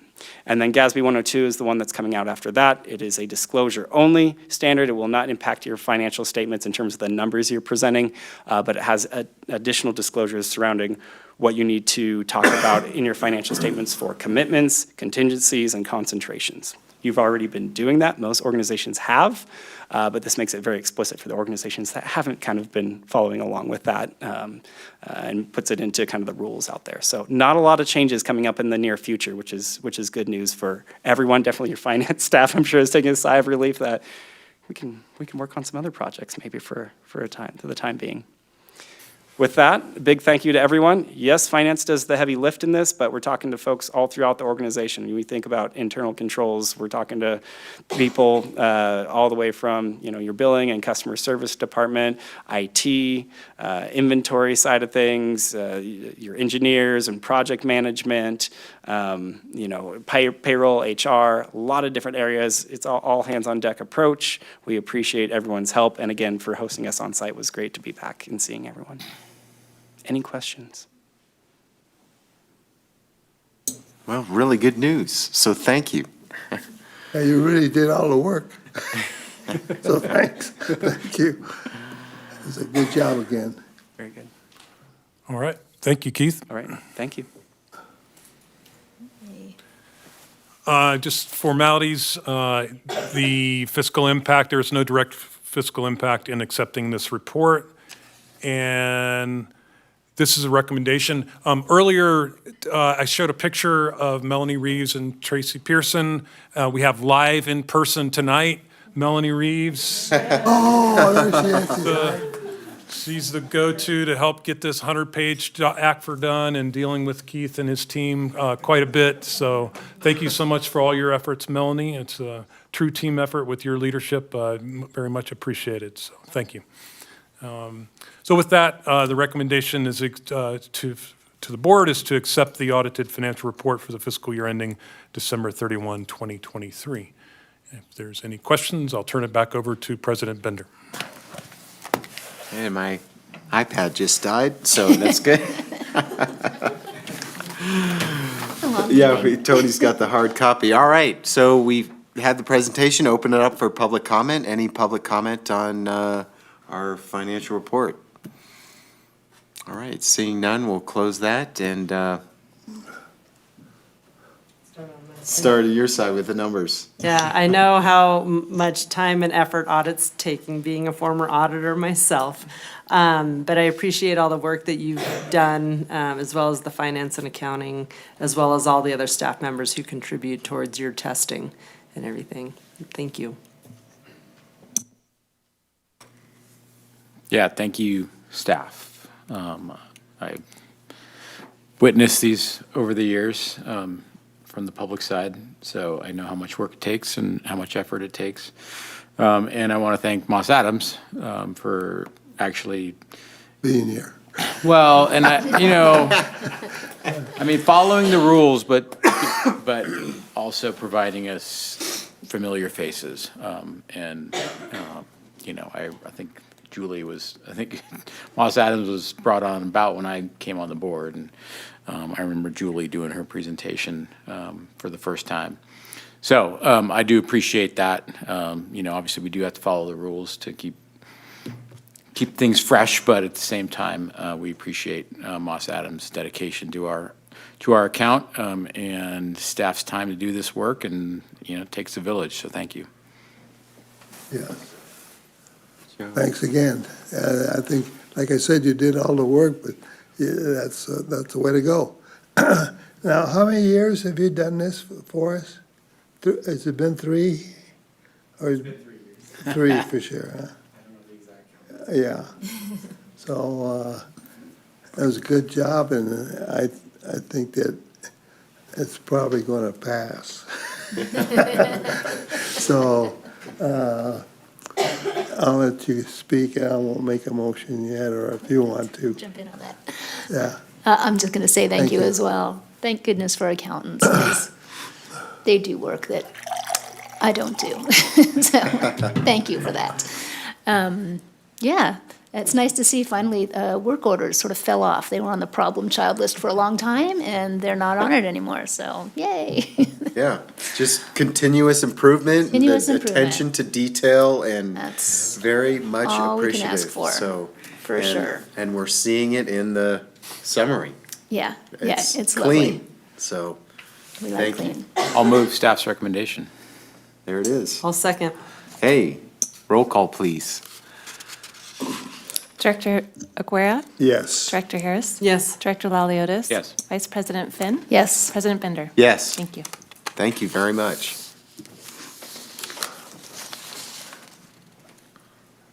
Hey, we're done with Thank you. action items. We're closing it down. Thank you. Oh, we are, huh? We're working through We're it. getting there. We already We've did got- 18, yeah. Thank you very much. Thank you. Thank you. Thanks, Keith. One more workshop One more workshop. by Brian Carb. Carb.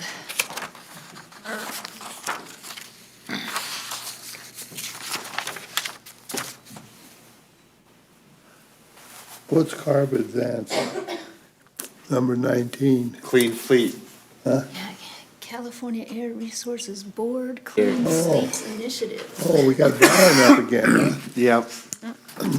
We're on page 427 of the package. All right, thank you, President Bender and members of the board. Shifting gears, I'm back for workshop item number 19.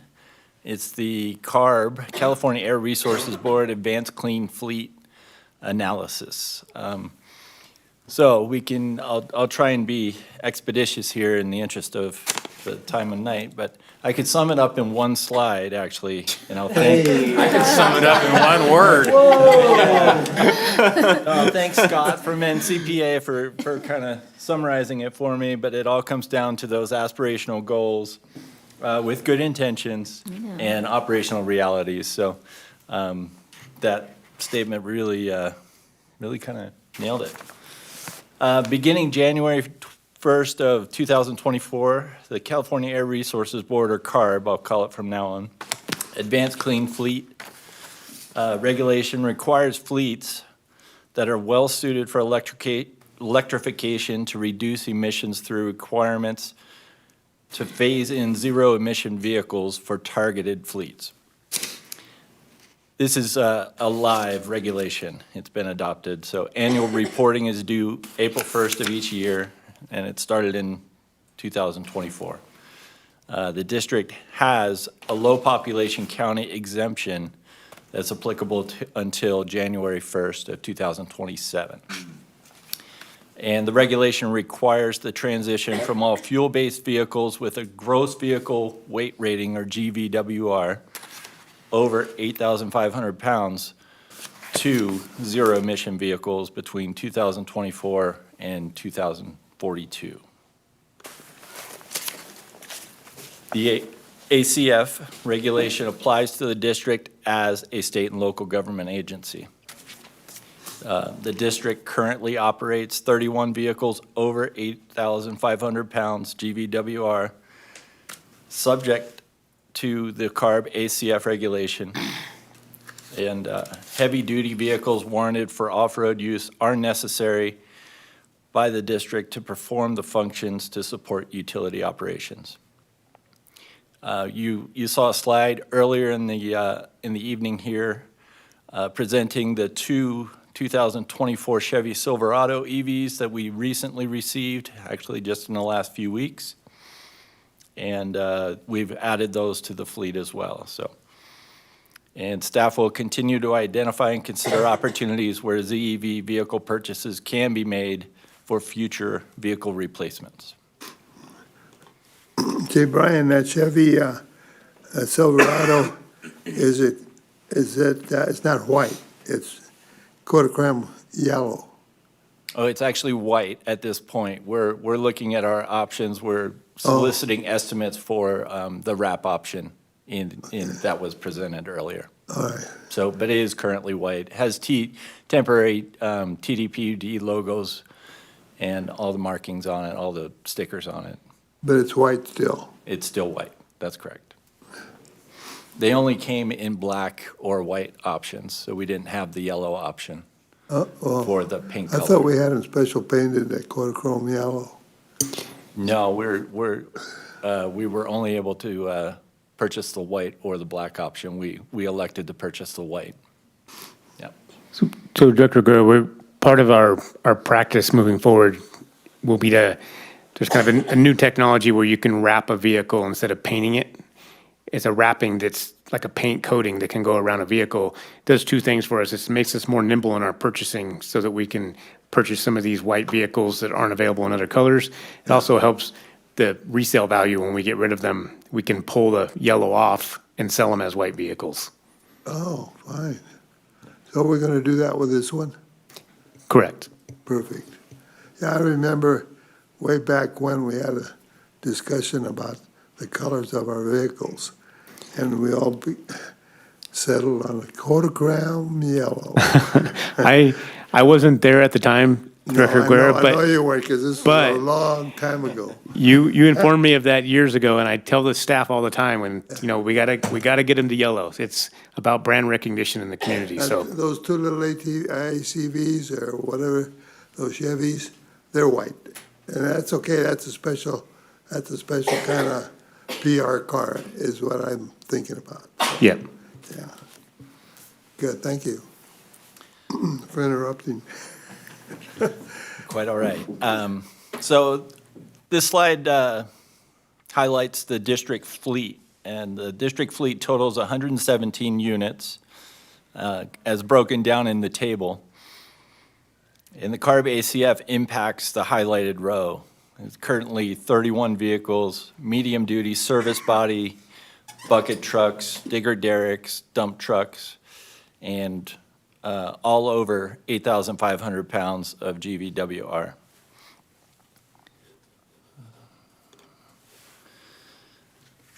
Staff contracted with a consulting group, York Engineering LLC, to assist with a fleet evaluation and perform some long-term purchase strategy analysis, develop compliance strategies, and assist with overall planning for ACF compliance. I'll roll through. They aren't able to attend this evening, but I'll roll through some of the slides that they put together. This slide primarily outlines the goals of the CARB ACF regulation, and it kind of highlights for the district the compliance requirements begin in 2027 and go through 2042.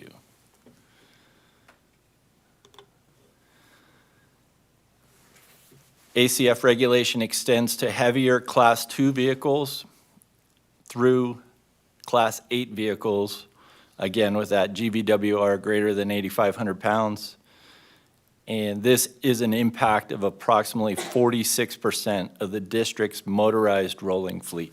So it impacts a large segment of our fleet.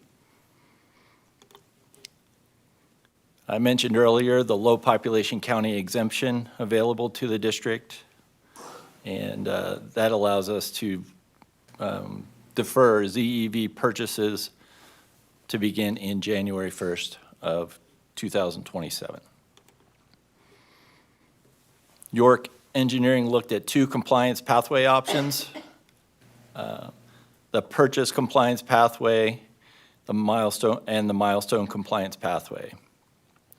The purchase compliance pathway does not require ZEV replacements until the purchase of a new vehicle is required. And there's no mandatory turnover of vehicles. We could keep the vehicles as long as we want, provided they still work. But when they exceed their useful life and are up to be replaced, they would have to be replaced with ZEV if no exemption was provided.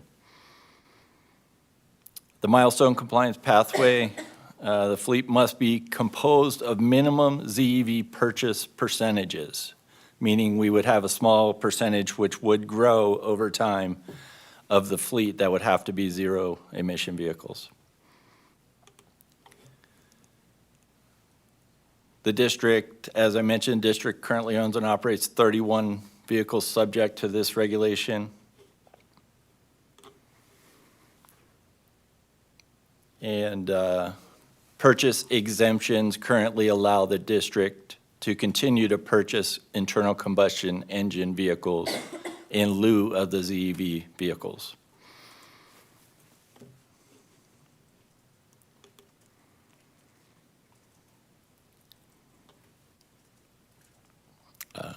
I've already mentioned this.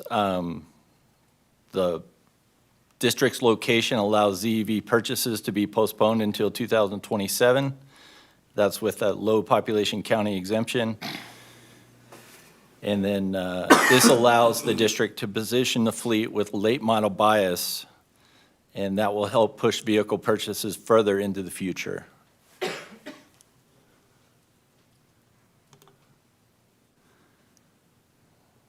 York Engineering generated a graph to show the comparative timelines for each compliance pathway with and without the exemption options as part of their long-term strategy assessment.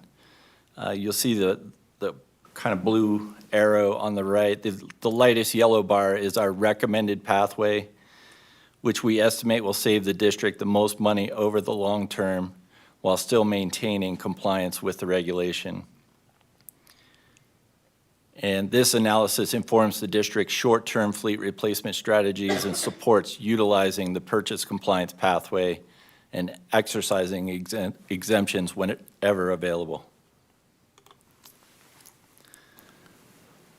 And this just reinforces that, utilizing that purchase pathway and exercising the available exemptions reduces ZEV vehicle purchase requirements in the short term, but will position the district favorably to permit ZEV technology, vehicle availability, and market conditions to improve and stabilize, at which point we might have a better selection of vehicles available to meet the needs of the district.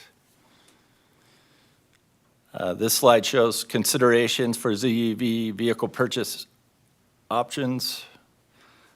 Most importantly, can it perform and is it warranted for the functions to meet the district needs? And currently, that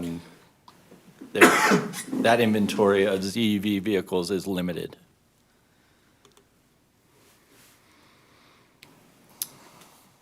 With that, staff recommends continuing to purchase internal combustion engine vehicles before the January 1st, 2027 deadline where it makes the most sense. And again, this offers the district the flexibility to implement ZEV vehicles into the fleet after they become available, the technology improves, and market conditions improve and stabilize.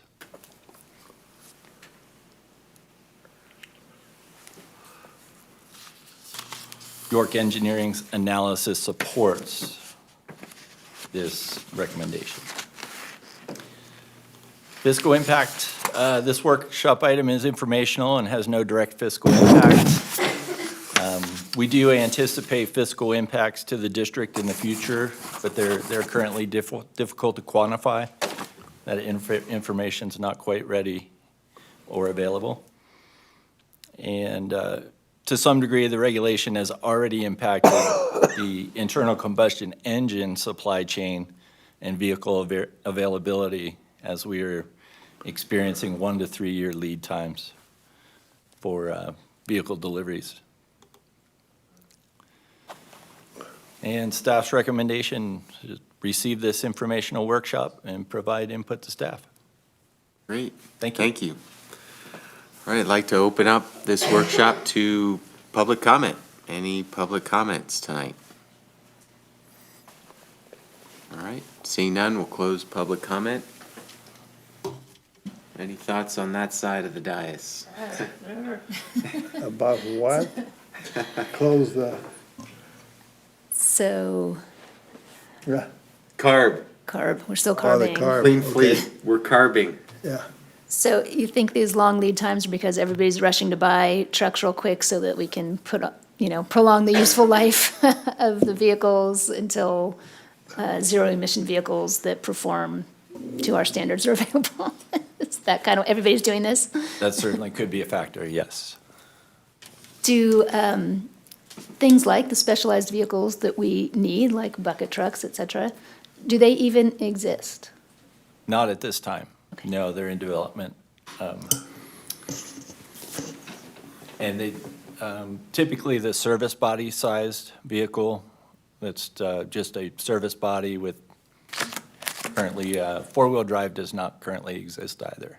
So they only have two-wheel drive options in ZEV vehicles, and the typical range is about 100 miles.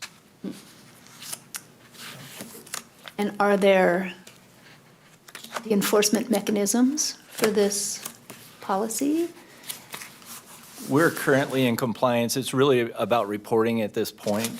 And so if, anticipating that we'll be buying a few more internal combustion engines before the 2027 deadline.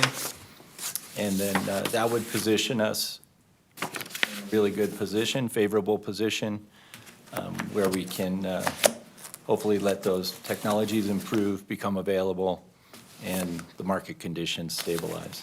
Okay, fingers crossed on these. Absolutely. Brian, how many vehicles do we have? 117. Is that what you said? I missed that part. That was the end of your report there. That's correct. And I saw this picture, and I saw this crane here. Is that ours?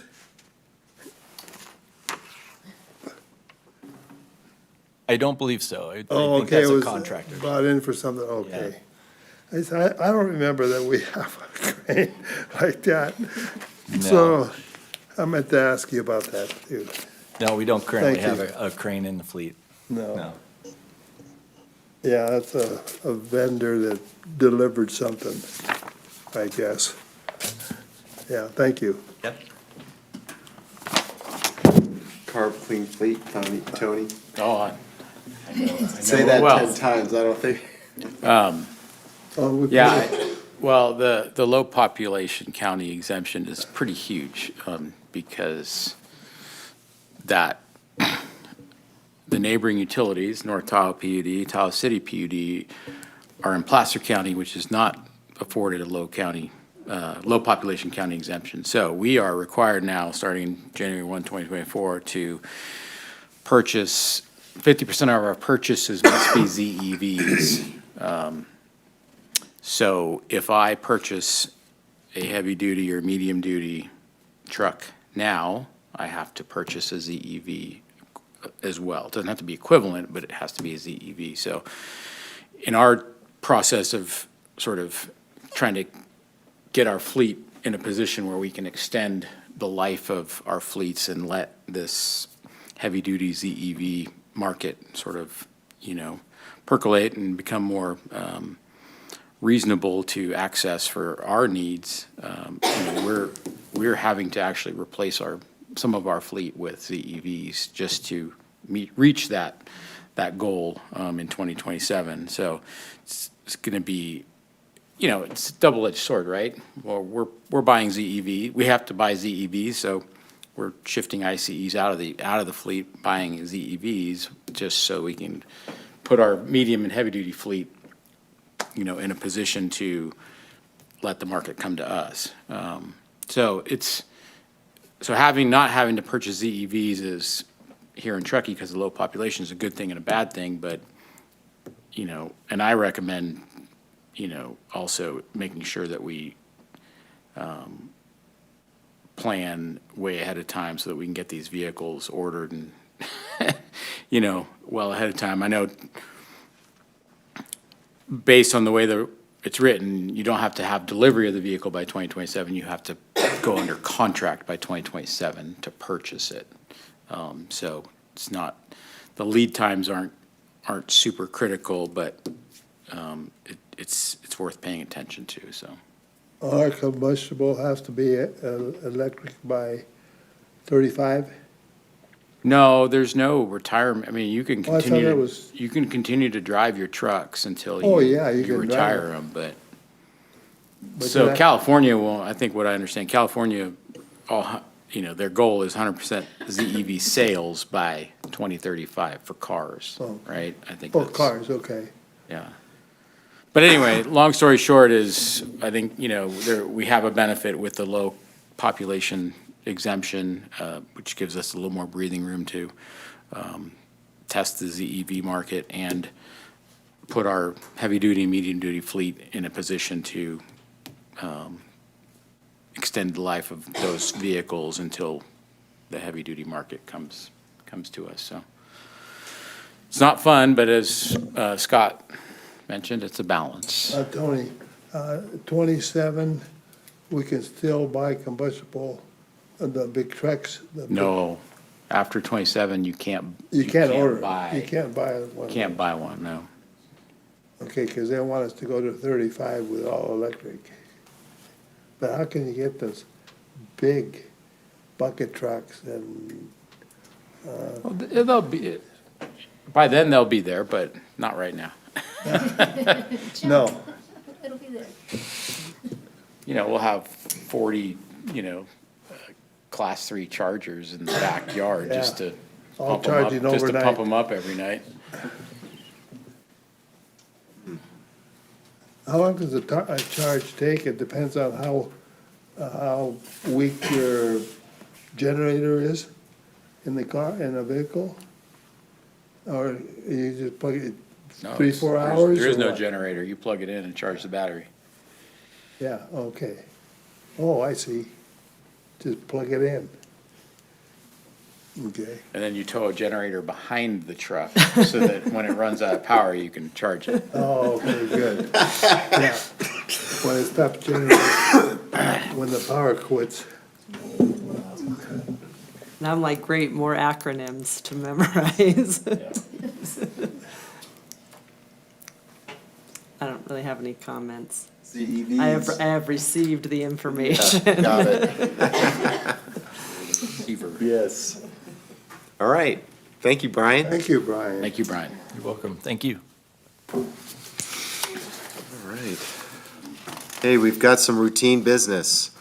Treasurer's report for June of 2024, including the fund balances for the month of March 2024 and disbursements for the month of April 2024. Is there any public comment on the treasurer's report? Seeing none. Is there any comments, questions, or a motion? Move to approve? Go for it, Move Joe. to approve? There it is. There's one. We've got a motion to approve from Joe. Tony got you on that one. Sarah, roll call, please. Director Guerra, Yes. Director Harris, Yes. Director Laliotis. Yes. Vice President Finn, Yes. President Bender. Yes. All right, thank you. Okay, 21, consideration to approve the meeting minutes for May 1st. Oh, didn't we pay the bills? We just paid the bills. We did. I All didn't in hear one that. now. Okay, good. Now we've got the minutes for the May 1st meeting. Okay, I'll pass the minutes. Public comments on the May 1st?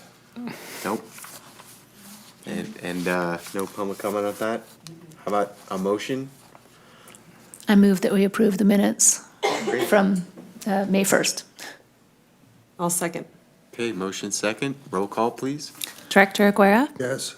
Director Harris, Yes. Director Laliotis. Yes. Vice President Yes. Finn, President Bender. Yes. Thank you. Great. Okay, special business. Consideration to approve the rescheduling of the board meeting scheduled for July 3rd to July 17th, 2024. So no presentation on this item, just a discussion. I had mentioned to the board members The calendar, the current board-approved calendar, our next meeting is scheduled for Wednesday, July 3rd. And based on some scheduling and some of, personal events, there's been a recommendation from staff and some feedback from the board that potentially moving that meeting to what would have been the third Wednesday meeting date of July 17th may be more beneficial for the district. So open for discussion, no action there, just looking for board support or other feedback. Proposal would be to cancel the July 3rd meeting and then schedule a special meeting for July 17th to make sure we have time to carry out ordinary business on the 17th. Got it. All right, any public input on this special business? All right. Seeing none, we'll close that. I'm for it. I'm for it. Let people enjoy their holiday. We have a Yeah. finance meeting. Well, not yet. We're doing that, we're gonna, I'll do this we're, one the first. rest of us are in favor of moving the July 3rd meeting to Yeah, July I was in on 17th. that. Oh, yeah, you're good with that, huh, Joe? Okay. All right, Joe, I'm hearing consensus amongst the board. Lynn. You need a formal action or? No, I don't. Okay. I will notice the board and the public. I got the feedback from the board. Fantastic. Great.